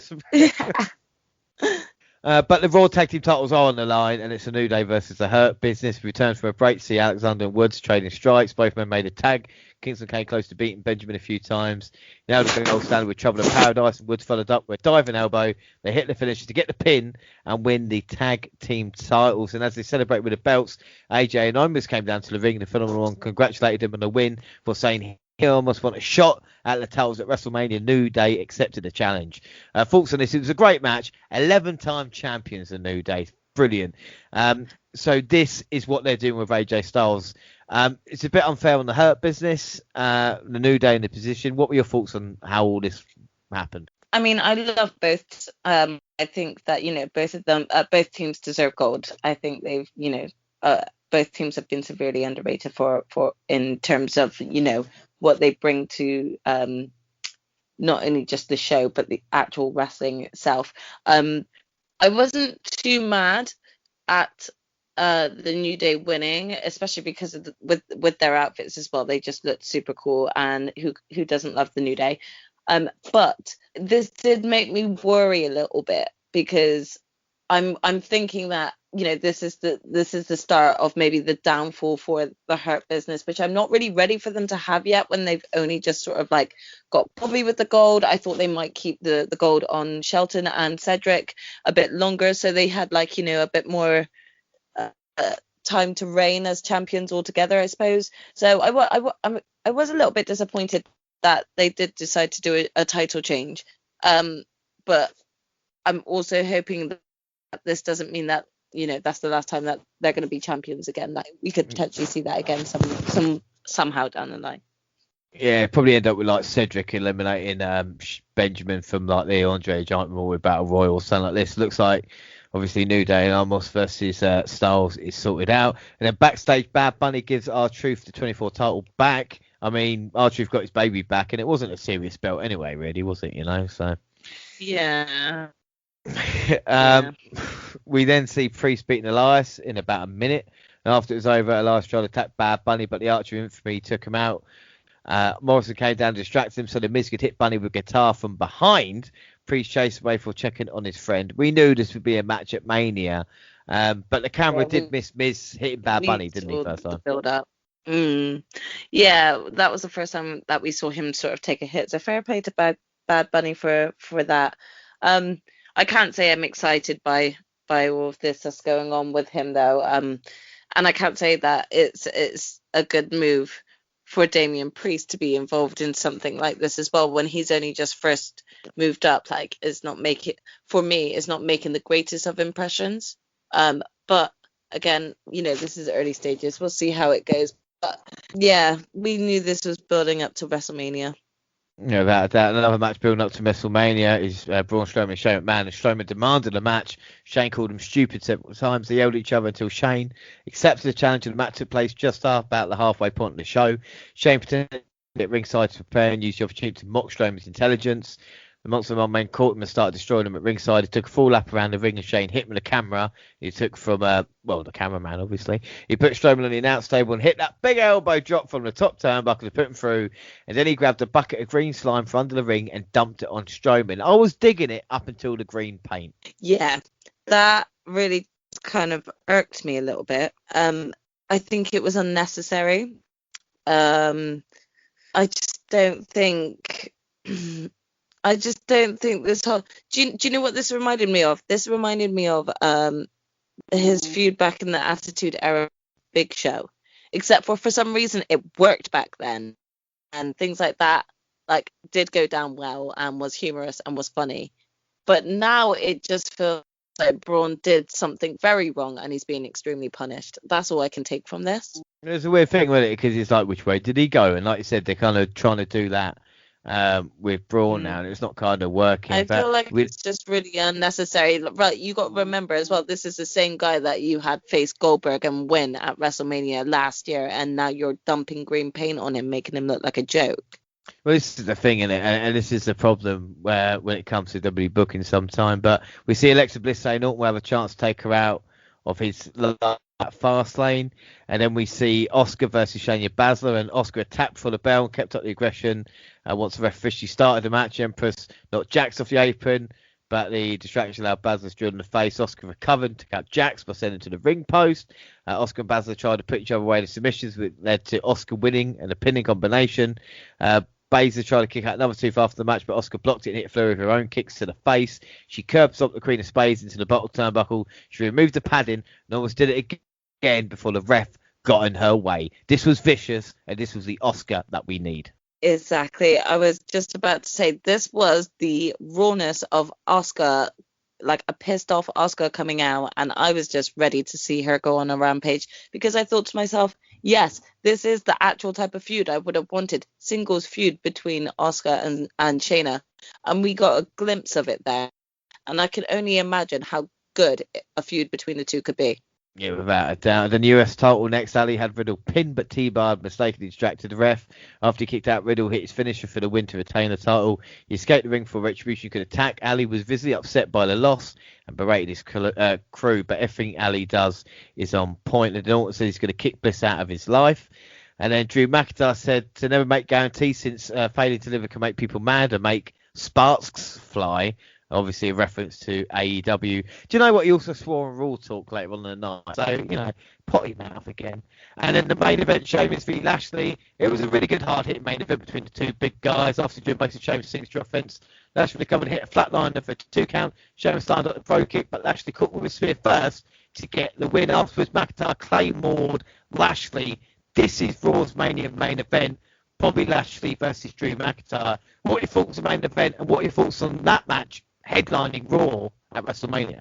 I'm quite excited about it. I think that both Drew McIntyre and Bobby Lashley are exceptional wrestlers, and they both are powerhouses. And I think, especially after we get into events of fast, Drew McIntyre has this real aggressiveness that I feel he can only let loose with certain wrestlers, and Bobby Lashley is one of them. So if anything, I'm quite intrigued to see them go one-on-one. Well, before we get on to the go home for SmackDown, we announced that Hulk Hogan and Titus O'Neil are going to be our hosts for WrestleMania. What are your thoughts on this news? They ruined it. They just had to do it, didn't they? They just do it. They couldn't leave it at Titus O'Neil, did they? They had to go ahead and put him in it. No one wants him in it. I don't care. I get that everyone wants to keep on remembering his legacy, but everyone doesn't want to remember how much of a racist asshole Hulk Hogan is. So yeah, I wasn't interested. And if I did live in America, I wouldn't be buying tickets to go and see that live. Well, that's the thing, and it's just a shame that Terry has to be at WrestleMania. But we move on to SmackDown Go Home. 20th of March, and the SmackDown Women's Champion Sasha Banks Bianca Belair kicked off the broadcast with backstage argument. That ended with the adamant she would not come to the Boston stage tonight. From there, Banks made her way to the ring for a title defense against Nia Jax. Belair still came out. As the action broke down, Basler went in the ring and eventually struck her own tag team partner, allowing Banks to score with a jackknife roll-up for the win. I thought this was a good match, and I'm going to say something now that might break the internet, but I think Nia Jax is quite good at what she does. Yeah, I mean, I've not really had an issue with her until it's come to her just taking out all of the women and actually injuring them. When it comes to actually her personality in the ring and stuff, I find her quite entertaining. So I don't really have an issue with her when she's actually having decent matches or decent promo. But honestly, this whole thing with Reginald needs to stop. It needs to end. Yeah, we're out of doubt. Well, we see Edge joining Caleb Braxton for a backstage promo, which talked about Jey Uso's potential to be a star if he can manage to break out Roman Reigns' shadow. He also reminded the audience Daniel Bryan's running knee to the face from last week, but he also admitted he would have done the same thing. Then we see 9 years ago Edge winning the tag team titles on SmackDown with the host of WrestleMania. And then elsewhere, Basler vowed to dish out the beating of Bianca Belair's life, presumably later tonight. In the ring, Seth Rollins hit the ring in another ludicrous suit for another promo. What are your thoughts on... I know we saw it at FastLane with the kind of classic drip or whatever they call it. What are your thoughts of... I quite dig in the way Rollins is presenting himself at the moment. I am loving Seth Rollins' suit game. The suits that he is coming out with are of ridiculous patterns and ridiculous... I don't know where he's getting them from, but I love them. And again, I don't have an issue with Seth Rollins. I think he's a great heel, and I find him very entertaining when he's a heel. I think I get more irritated by Seth when he's a face. So yeah, for me, I'm kind of happy seeing him with his whole preaching and stuff. Seeing him versus Nakamura was just was quite a fun match. It was one of my favorites of the night. Yeah, without a doubt. He claims Cesaro disrespected, humiliated, and embarrassed him when he a few weeks ago touted his WrestleMania main events, while Cesaro has needed to have been abject failure. Played a video from last week of him beating down Cesaro and mocked his attempt to see the brass ring for Nakamura shut up, and when mocked, he blasted the former champion with a Kinshasa and left him laying to close out the moment. That was so great when he said that. It was great. I mean, the way he just came out and said that. I mean, I love shouting to Nakamura. There's two things I love shouting, and I'll tell you what they are when we get onto Fastlane, and if we ever do. No, SmackDown Tag Team Champions Dolph Ziggler and Robert Roode watched from commentary position as the Street Profits battle Rey and Dominic Mysterio in a babyface versus babyface match. It's a fast-paced match. Alert Ray pulled forward off the top rope, and Dominic rolled up Dawkins for the upset win. And after the match, and at this point I'm going, oh, okay, right, well, Profits lose, that's fine. But then Chad Gable and Lotus appeared, and another tag team match. When did this rule happen? I've been watching Raw and Smackdown this year. When did another match come to another match? Like, when did teams have like two tag team matches in a row or stuff like this? I know it's weird, just wait next week. Well, anyway, Dominic's role came to an end when Gable caught him and hit a rolling German suplex. Otis added a big splash to the win. So, again, Michael Cole's touting the red-hot division. But, you got the Street Profits there. I suppose they need a team to face. Otis and obviously the Profits. But, do you see much potential with Otis or Chad or the Mysterios? Otis, no, not until he gets back with Tucker, to be honest. I feel like the Mysterios is a hard one because I honestly believe that Dominic Mysterio should be going at this alone. I think that he needs to crawl out of his dad's shadow. I feel like he's going to forever just be known as Rey Mysterio's son unless they just kind of like stop showing Rey on TV. They've teased a lot of him either retiring or just like kind of taking time off or whatever. Let your son have some time. Let your son get into some feuds by himself. Let your son get himself out of this shit. I just think that Dominic Mysterio has a lot of potential. What I've seen of him, I'm still impressed from his match with his first ever match being with Seth Rollins. And I just feel like it's continuously undershadowed because he's just continuously coming out as a tag team with his father, and I think that needs to stop. Yeah, I think without a doubt. But Dolph was great on commentary, maybe at WrestleMania. But 14 years ago, we see Edge cashing in Money in the Bank on Undertaker on SmackDown for the world title. And then Daniel Bryan kept the tension between him and Edge alive moments into his in-ring promo, shining light on their issues before Roman Reigns entered. He said, Paul, he's got a better chance of shooting lightning out of his ass than tapping me out, which is a great line. Tribal Chief said he'd rather lose his arm or bet yet die in the ring than tap out to someone like Bryan. Brian said that might be a bit much, but he will beat Reigns Sunday at Fastlane for the Universal title, whether he taps him out or not. Great stuff there. And then in the least anticipated match in SmackDown history, I was fucking laughing when this has happened. The irritating force versus the unlikable object. Whoever come up with that needs brownie points without a doubt. Sami Zayn battled King Corbin in singles competition. I mean, we talked about Corbin and Zayn, didn't we? And it kind of it's off slowly but surely, hasn't it? You know? Yeah. Again, I don't want to say anything bad about either of these wrestlers, but it wasn't something I was ultimately looking forward to. Well, it's sort of saying it was the least anticipated match in SmackDown history. Corbin, I was watching from commentary. Zayn nearly collided with the official, allowing Corbin to deliver end of days for the win. After the match, conspiracy-minded Hill told Owens to back up his claims of fraud lies when Owens didn't. He caught with a sickening Helluva kick, left his former best mate lying, and Zayn a ranting mess. So it looks like Zayn versus Owens at Mania. Give them enough time, and they will steal the show.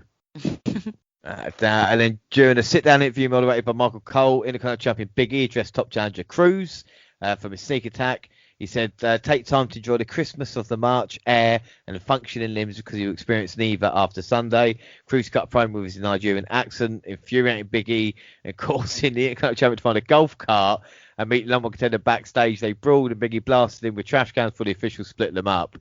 It was a really good bit. I had flashbacks to WrestleMania 17, but Biggie made that golf cart work, which was pleasing. Yeah, again, I did chuckle, but in a good way. I just kind of really enjoyed seeing Biggie driving around on a golf cart. Yeah. It's not to enjoy. Well, Bianca Belair will be left to go it alone against Shania Basler in singles competition. Nia Jax left Basler on her own as well, and they barely had time to do battles. Natalya and Tamina hit the ring and attacked, making their case for the War Women's Tag Team titles, because of course you do that when you interrupt a match. They left Basler and Blair lying, standing tall, and sent a message to the women's locker room. This was nothing. And then the Rated R superstar found herself on the receiving end of a target attack by Uso, who worked over the rigs of the Hall of Famer. Edge survived the steel stairs and the ring post in the midsection. As main event, Jay attempted to drive the fight out of opponent. It didn't work. Edge survived the super kick and caught Uso with a spear to win the match and cash his ticket to Fastlane. After the match, he stared down Bryan and opened up with a spear. Reigns, who stood tall to close out the show. Thoughts, Edge looked good. Getting used to him being back. Of course, they built up with 10 years since last time on SmackDown. How did you think that main event played out? Yeah, I mean, I enjoyed it. It wasn't bad at all. Again, it was just one of those ones that you just sit and just kind of enjoy, but it's just enjoy it for what it was. I think without doubt. So that is it. That is Raw and SmackDown leading up to the main event of the podcast, basically. That's March 21st. It's WWE FastLane. What better way to kick off then with kickoff? And the kickoff panel, we've got Kayla Braxton, Booker T, Jerry the King Lawler, and Peter Roseberg. And I've really been enjoying Charlie Caruso recently on the kickoff panels. And apparently she's done with WWE, or that's a rumor. A lot of people say it's backstage heat, but she's got a contract with ESPN, and I think she's going to carry on doing that. But Kayla Braxton, I think, did well. Any thoughts on Charlie Caruso, anything like that, or is it something that really is not worth that much attention?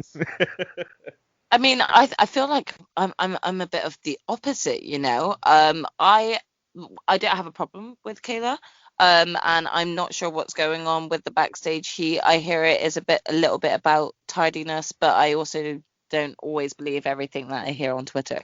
So, until we hear anything substantial, I'm not sure what's going on. But I really like Kayla, and I feel like she's being given a bit more of a chance since Charlie's absence. So I think, I enjoyed seeing Kayla, and I really loved what she was wearing. Her purple suit was just gorgeous. Yeah, well, we see the kickoff panel promoting Braun versus Shane, but it's not anywhere, on the listings. A bit like the Oscar match at the Chamber last month when he announced it, and then nothing really happened. We get a match. I mean, why can't they talk to the kickoff panel and say, look, if this is obviously with the Shane thing, we had a bit of shenanigans, but last month there was no excuse for that. Yeah, I mean, they could, they had plenty of time to be able to, just kind of give the panel a bit of context, and then they could have let us know. Yeah, because his commentator is looking stupid again. But we see McIntyre, Sheamus promo, get women's tag title talk. Looks like they will start the main show, Orton versus Bliss feud. But without JBL, it's just kind of gibberish talk between the three. There's no kind of really anything special there. We see the IC title match profiled. Deville joins the panel to discuss it. She's friends with Biggie, but New Apollo is scary. They then talk Braun and Shane, and then Shane apparently had an injury early in the day. They say Shane might not be able to compete. Are we going to get a suitable replacement, are we? Anyway, Seth has an interview with Kevin, the new Irish guy. Seth is disappointed in Naka. He should understand respect. He's going to teach him some of it. If Sai wants some, he will give it to him. And then our kickoff match is the US title. It's Riddle, Bro versus Ali. And they started off with a standard exchange before they picked up the pace as Riddle took control. The rest of Retribution watched as Ali berated him following a successful counter. Ali dished out a lot of punishment as he tried to wear Riddle down. The champion eventually found the will to make a comeback, but Ali countered the Broton from the top rope with a pair of knees. The Bro broke out the Koji clutch and hit Bro Derek, too many Bros there, from the middle rope to retain his title. What were your thoughts on that match? I didn't really think much of it, to be honest. I'm just kind of, I just continuously keep feeling for Ali, because we all knew that this Retribution thing wasn't working, but I just feel like that he's never given the right opportunity, the right chance, and again, this is just something that's just kind of ended up failing. And out of everyone in Retribution, it just made him look bad. Yeah, I think Ali is so good. It's just the little things, and it's not the case of what place is good for him. I don't think we're ready for him. It's a bit like, the kind of Ricochet where, you go, oh, we're in AEW. And it's like, no, I don't think they're going to be looked at properly until maybe 5 years' time, when they're kind of, again, are they just too small for maybe this generation? I don't know. They're supremely talented, Yeah, I think if there were a few more veteran wrestlers that are out of the sort of camera picture, that's when they'll have much better opportunity to showcase what they can do, probably against people who can actually handle that the way that they wrestle. I think there's sometimes where they're not always complemented with the right wrestlers to go against. Back to the match, though. It was a nice finish from the top. He is still a moron, though, is Matt Riddle. But after the match, Ali yelled at his followers and Reckoning walked out on him. She was soon followed by Slapjack. T-Bar and Mace ended up attacking Ali with the double chokeslam. Ali's eyes when he got hit with that double chokeslam. Yeah. Brilliant. I don't think he was. He did very well with sort of like the way it was executed and everything. But again, I think after watching that match, the only thing I took away from it was me feeling just really sad for Ali, really. Well, what are you going to give that out of 5? I'm going to give it a 3. You give it a 3. I'm going to give it a 3.5. I thought it wasn't a bad kickoff match, even though Ali didn't get. And prediction-wise, why? Jaxie is back to challenge. You are back to challenge the WNR yet again. Yeah, well, let's see if we've got different answers this time, so it could be more of a real challenge. Well, weirdly enough, prediction-wise, the WNR went Riddle for that first match. You went for Ali, so it is 1-0 to the WNR to start off. But both of us did think the group would break up, so we don't get any points for that. But no, but we called it. Yeah, we did. We did. There's proof. All right, it's proof. Poll-wise. Said Matt Riddle. Nick Celtics said Riddle. Knights Rocker said fuck off Piddle. I guess he's not a fan.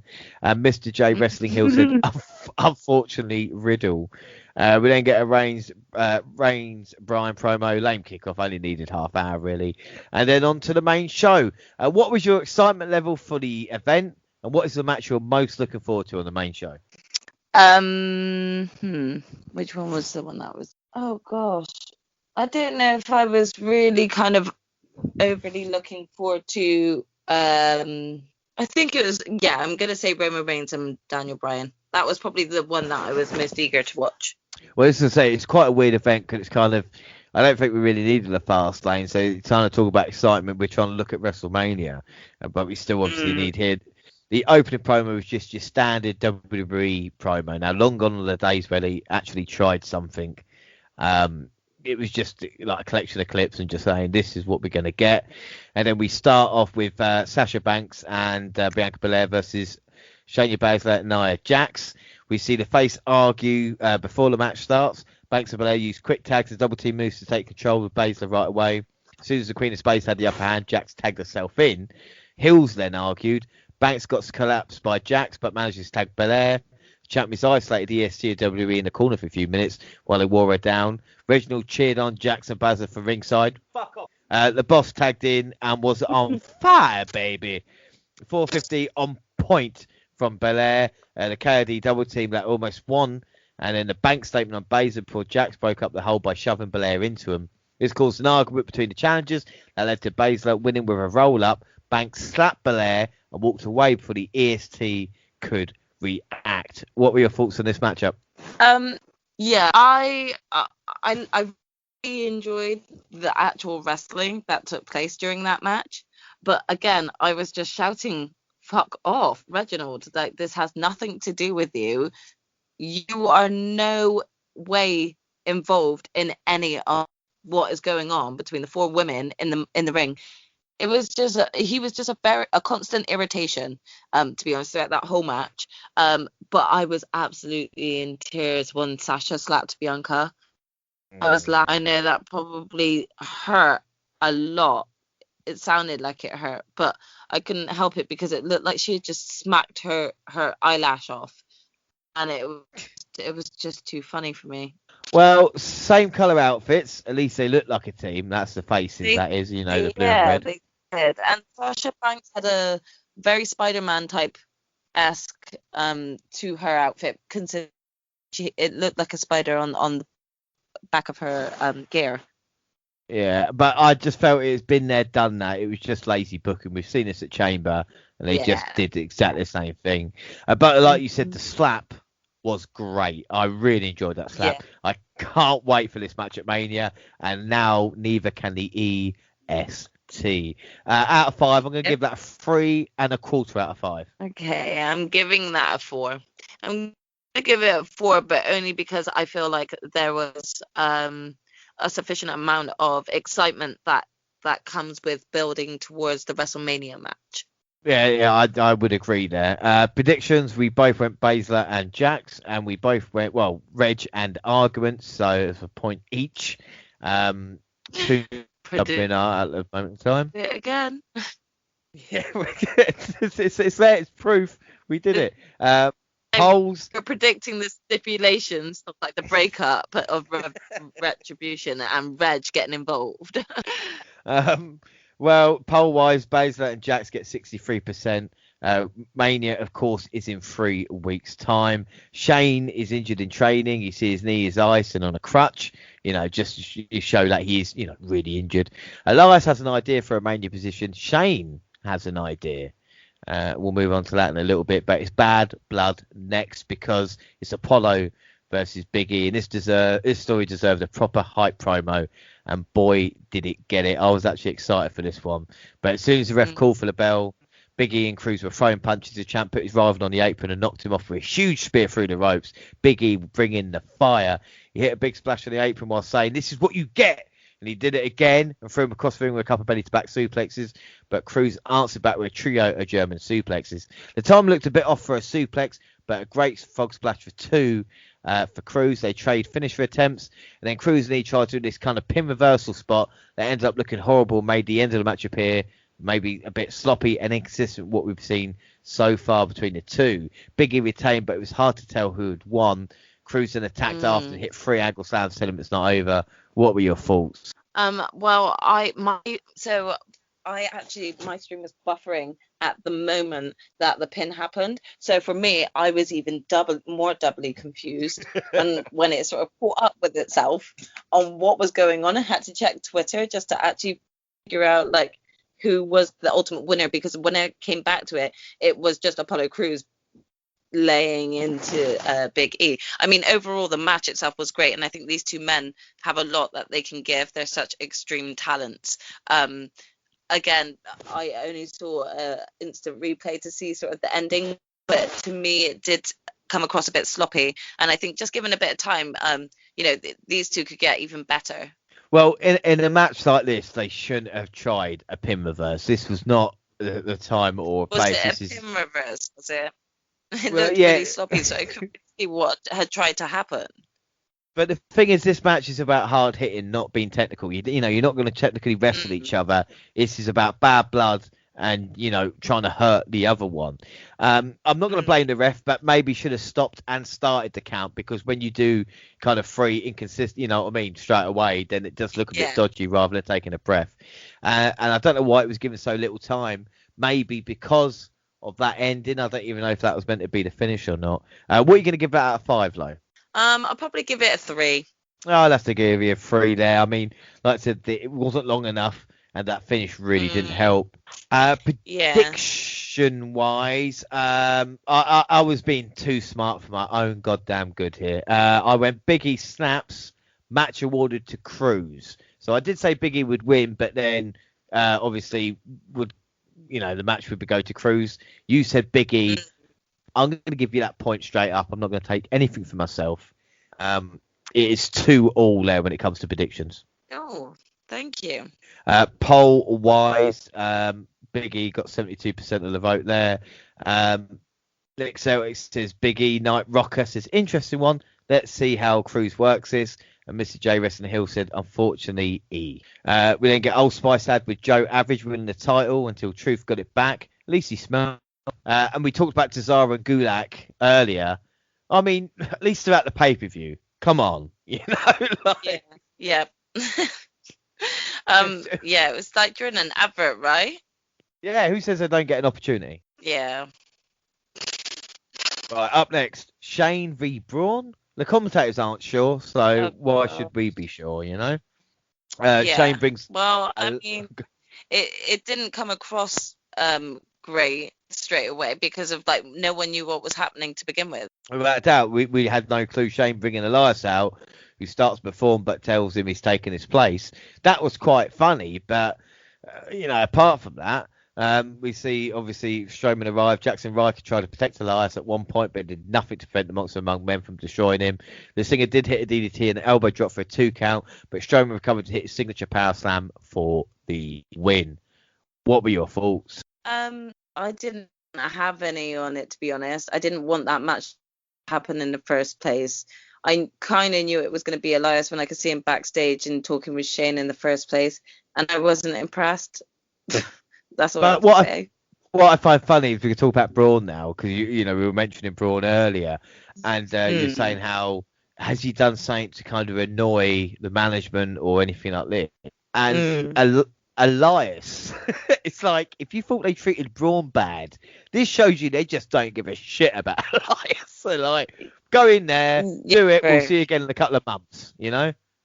That is very true. But then it also pissed me off at the end of the match, because it didn't even look like Braun cared about facing Shane for Shane calling him a dumbass. Yeah. He just celebrated like he'd won the freaking title or something. It was not good. I'm gonna give that a 2.5 out of 5. Yeah, I'm gonna give that a 2, because I just didn't even want it. I just didn't even want that match. That's the way. Prediction wise, no contest for yourself for Shane versus Braun. The WNR put suitable replacement. Shane, no contest with Braun. So it's another point each. I know what you're saying, but James, you said suitable replacement. Wow, I know, but it's only a point each for the contest. I won't argue with that. No. Poll wise, Shane McMahon got 18%, Braun Strowman got 14%, and 68% who cares. See, a lot of people did not care. Again, going back to my question as to why did Shane return, no one cared.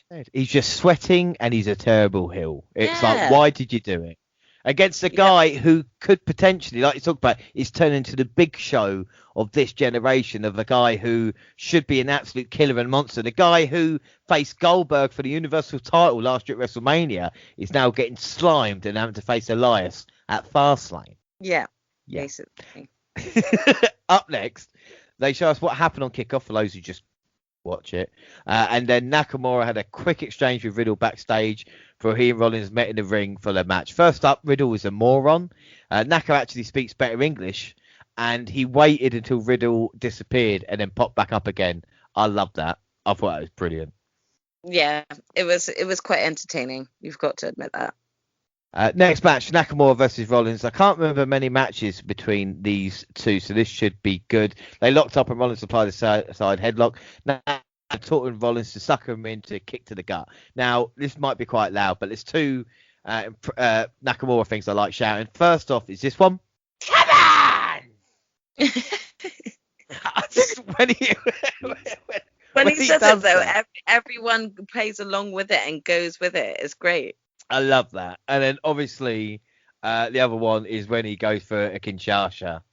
But I won't shout that. But the Messiah slams his head into the announce table to turn the tide in his favour. He scored a near fall with a gut buster. Rollins rounded about Cesaro, swinging him around 22 times on the recent edition of SmackDown as the match progressed and they started to pick up steam. Rollins actually went for a swing, but Naka armbarred him, followed with a suicide dive and a couple of knees on the outside. Back in, and Naka's strike looked to be getting the job done, but Rollins span him out the ring into a series of signatures. There was a great exchange at the end, including a sliding German, but the Kinshasa blocked, and eventually the Messiah was victorious with a stomp. What were your thoughts on this? I really enjoyed Nakamura versus Seth. I thought both of them had a really great match, and I'm really impressed with like the creativity that came with the ending to Seth Rollins' stomp. It was kind of like a countered one. So that was really impressive. I'm not gonna lie, I was a little disappointed. I genuinely thought the whole build up with Cesaro being off and Nakamura like fighting in his honor was going to lead to Cesaro coming out and having a big moment. But that's all right. That's what we got WrestleMania for. I'll wait I'll wait for Cesaro's moment. Without a doubt. I like the pace of the show at this point. Before we knew it, it was just a big match ahead, including this one. And I was like, oh, we've already watched the shit. Now it's the good stuff. And like you said, it was a very nice hooking kick by Rollins before the out of 5 for this one. What are you going to give it? I'm probably going to give it a 4. I actually really enjoyed it, and I think it showcased both men really well. Yeah, I don't know why I'm being a dick. I gave it a 3.95. I don't know why I didn't go 4. That is a really dick score to give. 3.95. Maybe I was just being an arsehole. I don't know what I was thinking. It was a really good match. It's a shame it didn't mean anything, really. But prediction-wise... Yeah, that is true. Prediction-wise, Jaxie went Nakamura, WNR went Rollins, and the WNR take a 4-3 lead. Poll-wise, 50-50.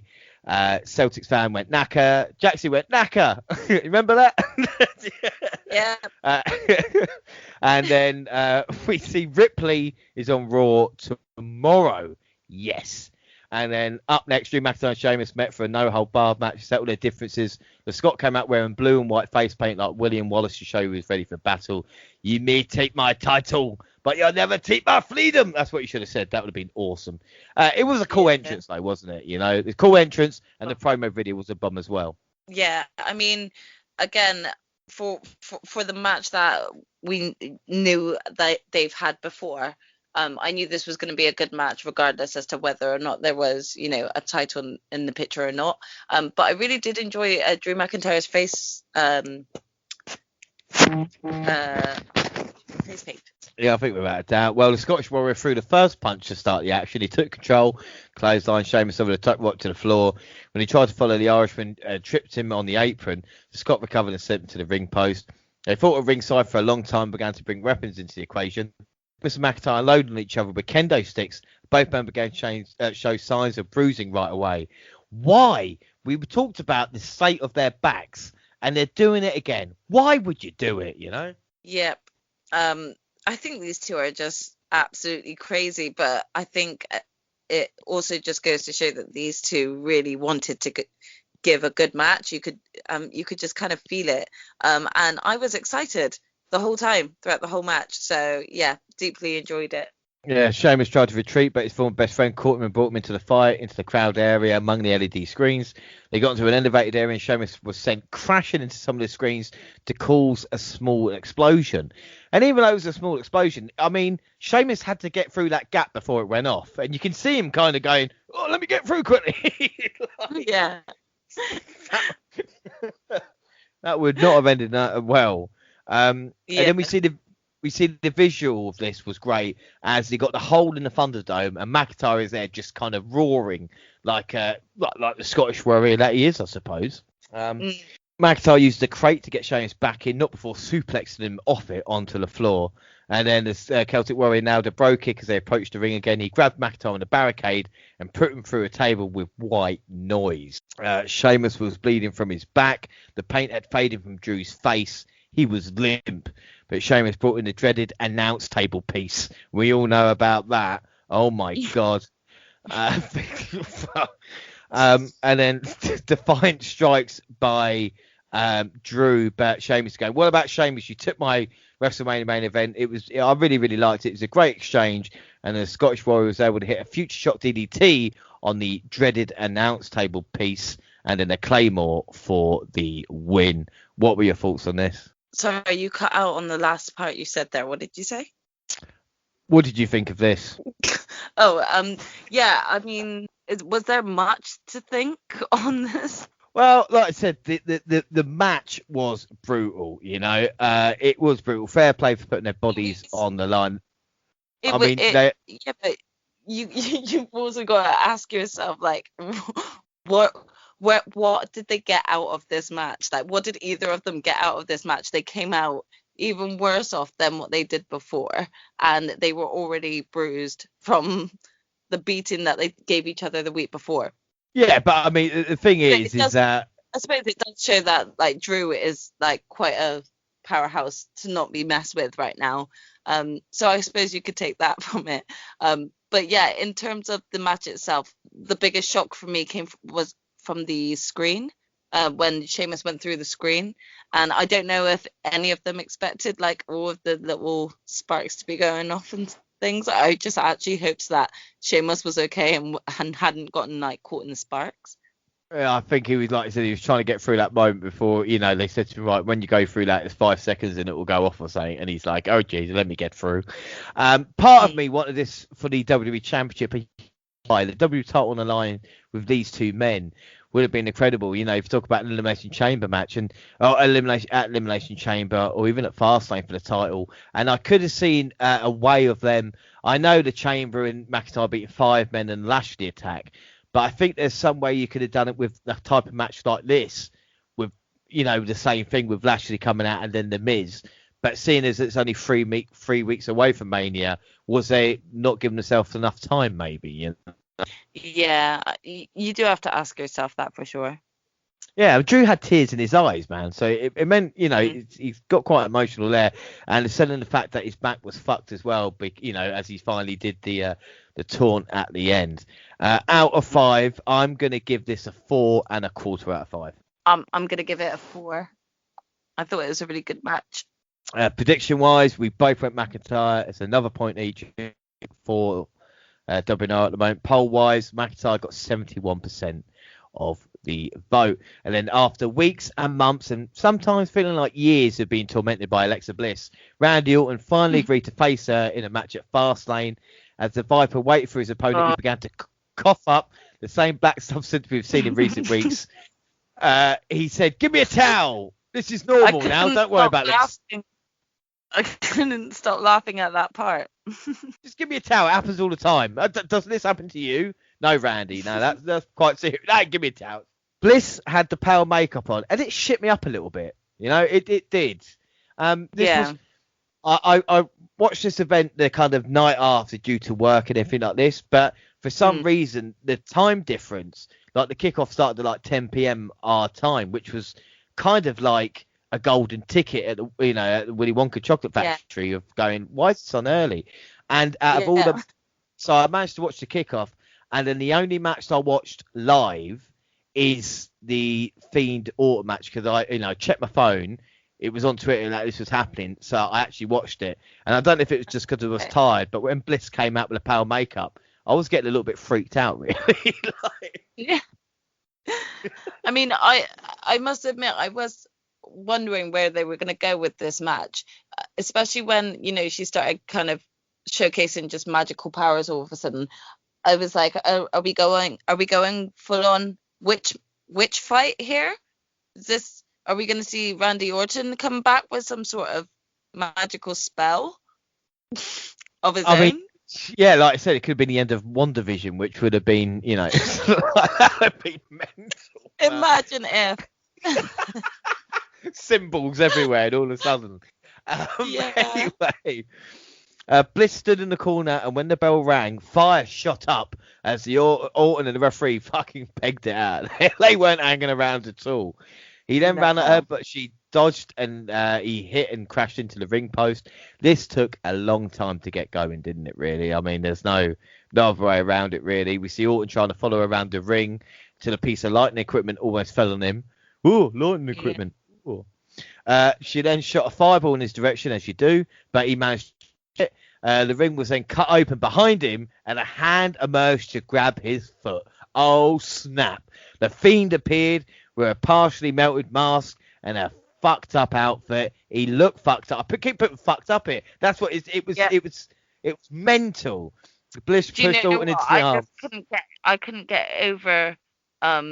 Who was it that was commenting on it? Was it the Raw team? And they're talking about he's just coming out from hell or something. He's climbing out from hell, and I'm like, how do you know that's hell underneath there? Have you been? Do you know that's where he's coming from? I couldn't help but laugh, but at the same time, he looked grim when he came out. Oh my God. Well, like I said, Bliss pushed Orton into the arms for Sister Abigail. She covered him to get the win. Bliss has been in trouble for that cover, but we're not talking about that. Talk about nightmares. WWE delivers. And I will say this here, and I've bashed WWE with the best of them throughout the years, but we wanted the Fiend to return. We were talking about it, and it did deliver. And the only thing we didn't have out of everything we've seen is the second Randy Orton. If the second Randy would have showed up and RKO'd Randy, then I would have just been like, headbutts. Imagine. For real. And a lot of people are saying this as well, and fuck them. But obviously, this felt like Kane, but in a good way. Like a 21st century. I mean, the eye obviously is different now as well, with the kind of blue as in Kane did. But the whole outfit, the whole look, it took me, and I've watched it 3 or 4 times since. I've had to watch it again and again and again to try and get used to the Fiend, but it's just freaking me out a little bit. I was going to ask about the match, but does Bliss control him? Is that the thing now? Like back in the day with Paul Bearer and The Undertaker, or say maybe a bit more. Is Bliss bringing him back? And is it kind of the fact of this Fiend is like, if you will, the Fiend is just like a husk at the moment. Alexa Bliss has kind of sacrificed Randy Orton and brought back the body, but kind of in the weeks leading up to Mania, she needs to kind of put them together piece by piece to kind of bring back the proper Fiend, if you know what I mean. I mean, when you explain it like that, it does make you wonder whether or not they're just going to keep going with this. And they could, and it actually could start working. I mean, a lot of people already love The Fiend as it is. And, we can't deny that Alexa Bliss isn't good at, whatever role she's actually being given. If they actually stuck with it and then and didn't just kind of all of a sudden, drop this so suddenly, then I think that they could play on a more up-to-date version of that sort of Paul Bearer Control-esque when it comes to sort of the Fiend. And it would, it'd be great that Bliss had this much power as well, because she is, out of all the stuff with the Orton feud, she has been carrying the vast majority of this, since December and sometimes before. I think she deserves a lot of credit. And obviously this match was never going to be, Flair Steamboat or whatever shit like this. But the whole point of it... But I don't think anyone expected that either. No, if someone's watching this thinking they're going to see a good technical match, then what the fuck? But, you know, it's like, for me, out of 5, I'm going to give it a 4 because it wasn't a match, but it was good shit. We wanted The Fiend to come back. The Fiend has come back, you know? I mean, I'm going to give it a 4 as well, and I think I'm going to give it a 4 for the actual dedication that they have brought to this storyline, because they've continued it on, and they have continued to try and create good content for it, and I think the 3 wrestlers involved do make it work somehow. So for me, it was still enjoyable as a match overall. And what can I say? I just love The Fiend. I think that he's a great idea, and I want to see more. Well, the thing is, and then people, you know, are like, oh, well, this is going to be, people are going to buy a burnt Fiend mask, or the Fiend figure burnt is going to come out. People are going to buy it. You fucking damn right I'm buying it, you know? We talked about wrestling, and the thing is, when something's got a kind of cool factor about it, it overshadows kind of everything, because you can show people outside of your wrestling bubble, and they can actually go, rather than them going, oh, that's fake, they can go, well, actually, that's pretty fucked up, or that's, you know, look at it, look at NWO, look at Stone Cold, look at The Rock, look at all the people kind of transcended. And I'm not classing The Fiend, but The Fiend is cool, and you can show it to your mates and actually you're not be embarrassed by it in a weird way, you know? I get you. You know, because you know what I'm saying. I'm still dealing with it. You know, sometimes it's harder coming out as a wrestling fan than it is anything else. You know, with people. Yeah. But prediction wise, we both went for The Fiend return. Yes, we both called it. Have that. No one saw that coming. Another point each. 6-5 overall. Poll wise, Orton got 4%, Bliss got 13%, The Fiend returns, no contest, got 83%. They run through the Mania card. They show Heyman and Talking Smack warning Bryan and Edge, and then the main event of the night saw Edge serve as ringside a force for Roman Reigns and Daniel Bryan's match for the Universal title. Bryan got in the first real hit when he backed Reigns to the corner and kicked the inside of his leg. They locked up again, and the Tribal Chief overpowered him and hit a cheap shot. Bryan smiled as he got back to his feet. The Yes Man started to talk Reigns with his quickness, kept trying to take him down at the legs.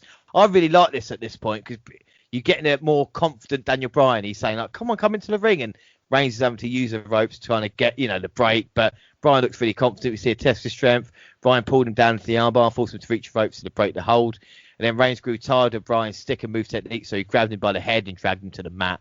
The Yes Man counter submission that focused on his opponent's arms. The champ hit a big tilt-a-whirl slam for a 2 count, took some trash to Edge. After sending Bryan to the floor, the challenger made a comeback, hit a few yes kicks in the corner. Reigns blocked and applied a Boston Crab. Bryan escaped, started trading strikes with Reigns. He sent the champion to the ring post and nailed him a running knee from the apron. He eventually put Reigns in the yes lock and pulled him back in the middle of the ring. The Tribal Chief powered out of it and beat down Bryan with a flurry of strikes.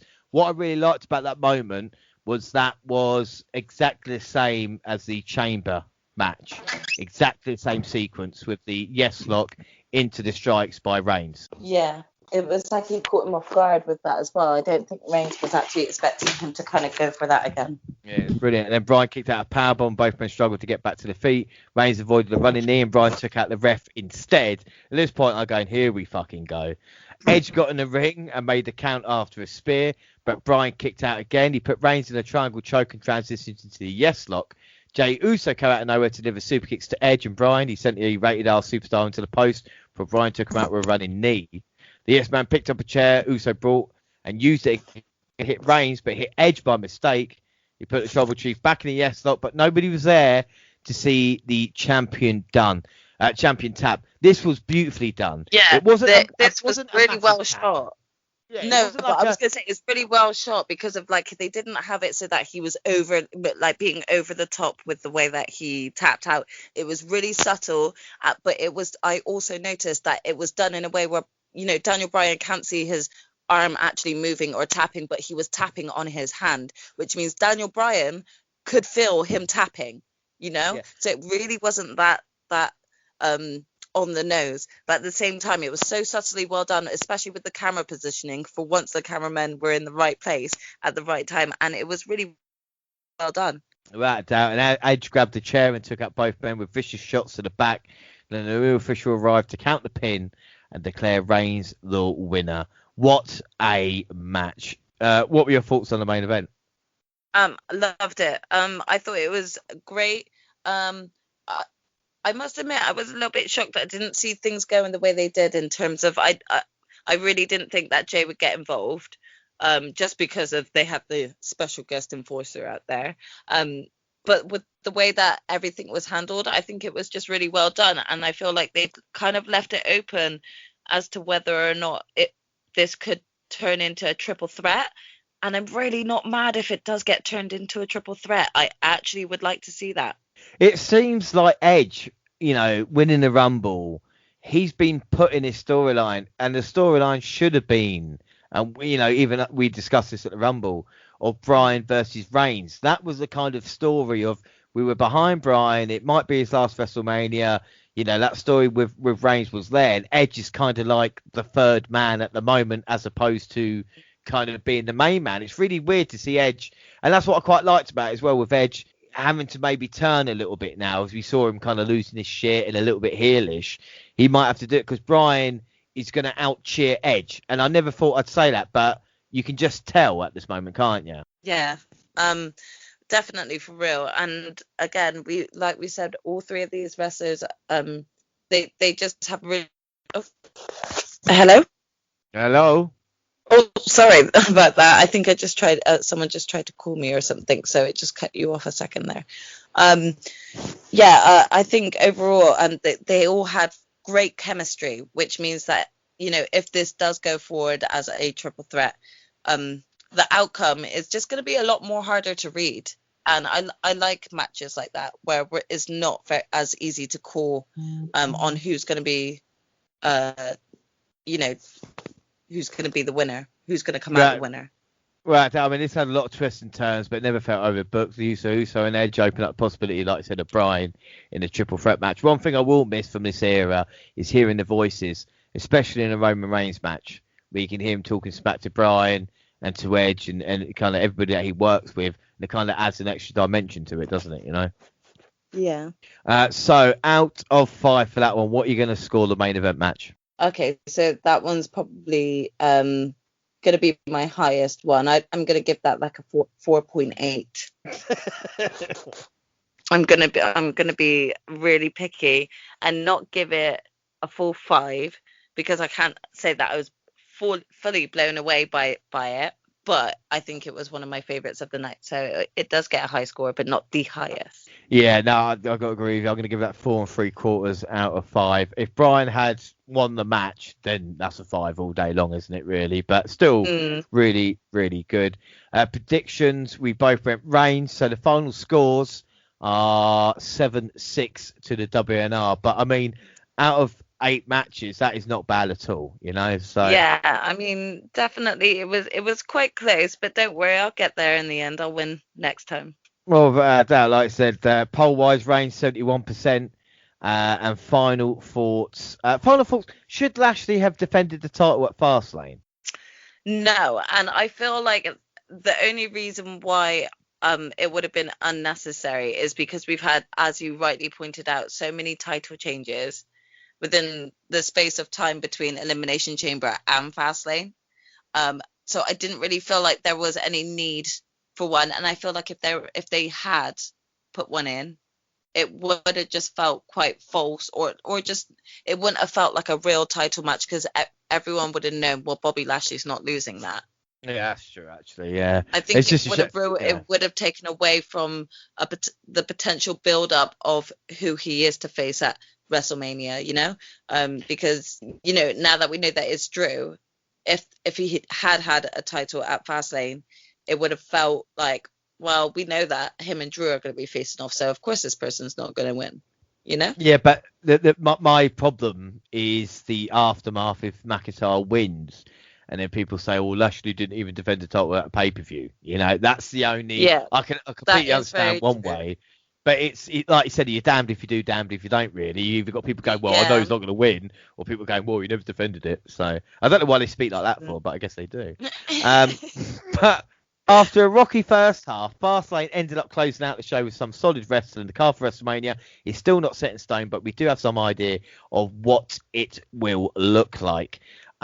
So we'll give the MVP MVP of the night for me has to be Daniel Bryan. His performance in that main event was spectacular. Oh, Who are you going to give your man of the match? Who's going to give your MVP to? My MVP, I think Daniel Bryan's going to get in that from me in this pay-per-view. I think he was just overall brilliant. Gave such a great match. I feel a little bit bittersweet for him. He should have taken that title if it hadn't been for that darn edge, but I'm also not mad at the outcome, as I hope that potentially could get turned into a triple threat. So Daniel Bryan MVP for the night. Yeah, I think without a doubt, our match of the night is, of course, the main event. That is both of us. And what are you going to score that out of 10? What did you rank Fastlane 2021? I'm just going to give it a 3. And that's not trying to be mean. I think the matches that were presented were good. 10. But I also... Oh, sorry. Is this not out of 5? No, out of 10. Out of 10. You have to remind me which ones are out of 10 and out of 5, okay? Sorry, I'm about to say, you've just shit all over Fastlane. Okay, if it's out of 10, then I'll give it a 7. I'll give it a 7. And I think predominantly, I just don't feel like we need a pay-per-view between Elimination Chamber and WrestleMania, because I just feel like it's not enough time to be able to build up enough feuds. However, it was good for what it was worth, so that's why I'm giving it a 7. Yeah, I agree. I'm going to give it an 8.5 out of 10, only because. Yeah, the reason why is the first half maybe wasn't great, but and like I usually say as well, if we'd have missed a pay-per-view, what have we missed? And usually it's not a lot. But obviously we had McIntyre Sheamus, which was a great match. The main event was brilliant, and the return of the Fiend. I think that is the price of admission alone. I think that is my 8.5 score, with the Fiend coming back. At this point in time, it kind of just gave me what I wanted the show to be, basically, Yeah, I get you. We asked everybody what did everybody think of Fastlane. Okay, got 27.3%. Great got 24.2%. Awesome got 18.2%. And overall, good got 30.3%. Apart from Anthony Bourne, who said none of the above. He's obviously an AEW fan. And then finally, Andrade gets his release. We mentioned it earlier. We talked about Charlotte. Charlotte's not been around recently. Apparently she's got COVID and maybe won't appear at WrestleMania. Is that too much of a... Get better soon. Is it a coincidence that Andrade, this has happened and she's not at Mania, or is it just one big coinky dink? I don't know, because I'm seeing mixed things on Twitter. A lot of people saying that, she was trying to help secure his release. And as a result, they said, you have to maybe give up WrestleMania for that. And I don't know if WWE would actually be that bitter about that they would give her an ultimatum like that. But if she is really recovering and they just feel like there wasn't enough time to be able to build her back up into a storyline for WrestleMania, if that's a genuine reason, then I don't think that there's anything wrong with it. But I don't know what's happened between, obviously, the stages of Andrade asking for his release and then him getting his release. Although I do feel like the Flairs had some involvement. It seems weird that they've kind of not dragged it out, and also with the Charlotte thing and doesn't it make all the sense in the world for Charlotte to go to AEW for at least a couple of years to win the women's title a couple of times and then come back to WWE? Because that's what Rick did. When you think about it, he went to the WWF, won the world title, won the Royal Rumble, and then came back to his home. I mean, it's there for Charlotte to do if she wants to kind of be a part of that kind of history. It's kind of history repeating itself in a way. Yeah, I just still I don't know whether or not that could be a thing. Yeah, they'll never let her go. But do you know what it is? I think that the WWE have managed to gain better control over their wrestlers when it comes to their contracts, and they're not as lenient as they were at the times of when Ric Flair was able to leave a promotion and go to a different promotion and come. And I can't help but feel like there would just be a lot of bitterness that would come out of Charlotte leaving and then coming back. Although that would be exciting, because I wouldn't lie, I would really love to see Charlotte Flair versus Nyla Rose. I really would. I think it would be a great match. However, don't know. I don't think it will. Well, this is the thing, and we don't know what could happen. One thing we do know is that WrestleMania is in 3 weeks' time. And, of course, you'll be back to join us for that event. Sorry? You'll be back to join us for WrestleMania? Hell yes. I am looking forward to it. I will definitely join you on that. I'll definitely have a lot to say. Well, what I was thinking about it, because of how much happens on the road to WrestleMania, maybe the WrestleMania week leading up to WrestleMania at the weekend, we maybe do a road to WrestleMania where we look at the Raws and Smackdowns, and then the following week we have the full WrestleMania review, so we don't have to muck about with any Raw, Smackdown, anything like that. Oh, that would be good. Yeah, that'd be interesting. I'd be up for that. Awesome. So that looks like there's a plan now, but that is it for us at this moment in time. Our follower of the week is Celtics fan. He supports Celtic, but Rangers did win the league, unfortunately for him.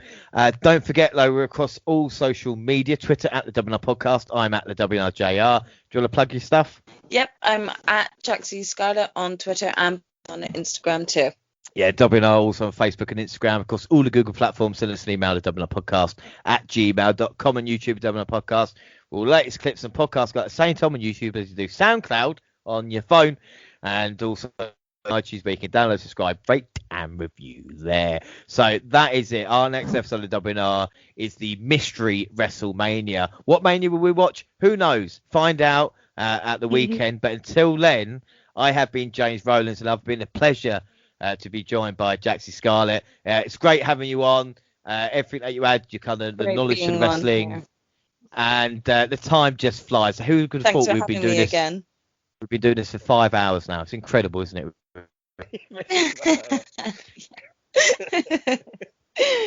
It's been great. So that is it. Anyway, I have been James Rowlands. Like I said, I was joined by the fantastic Jaxie Scarlett. But until then, thanks for listening, everybody, and bye.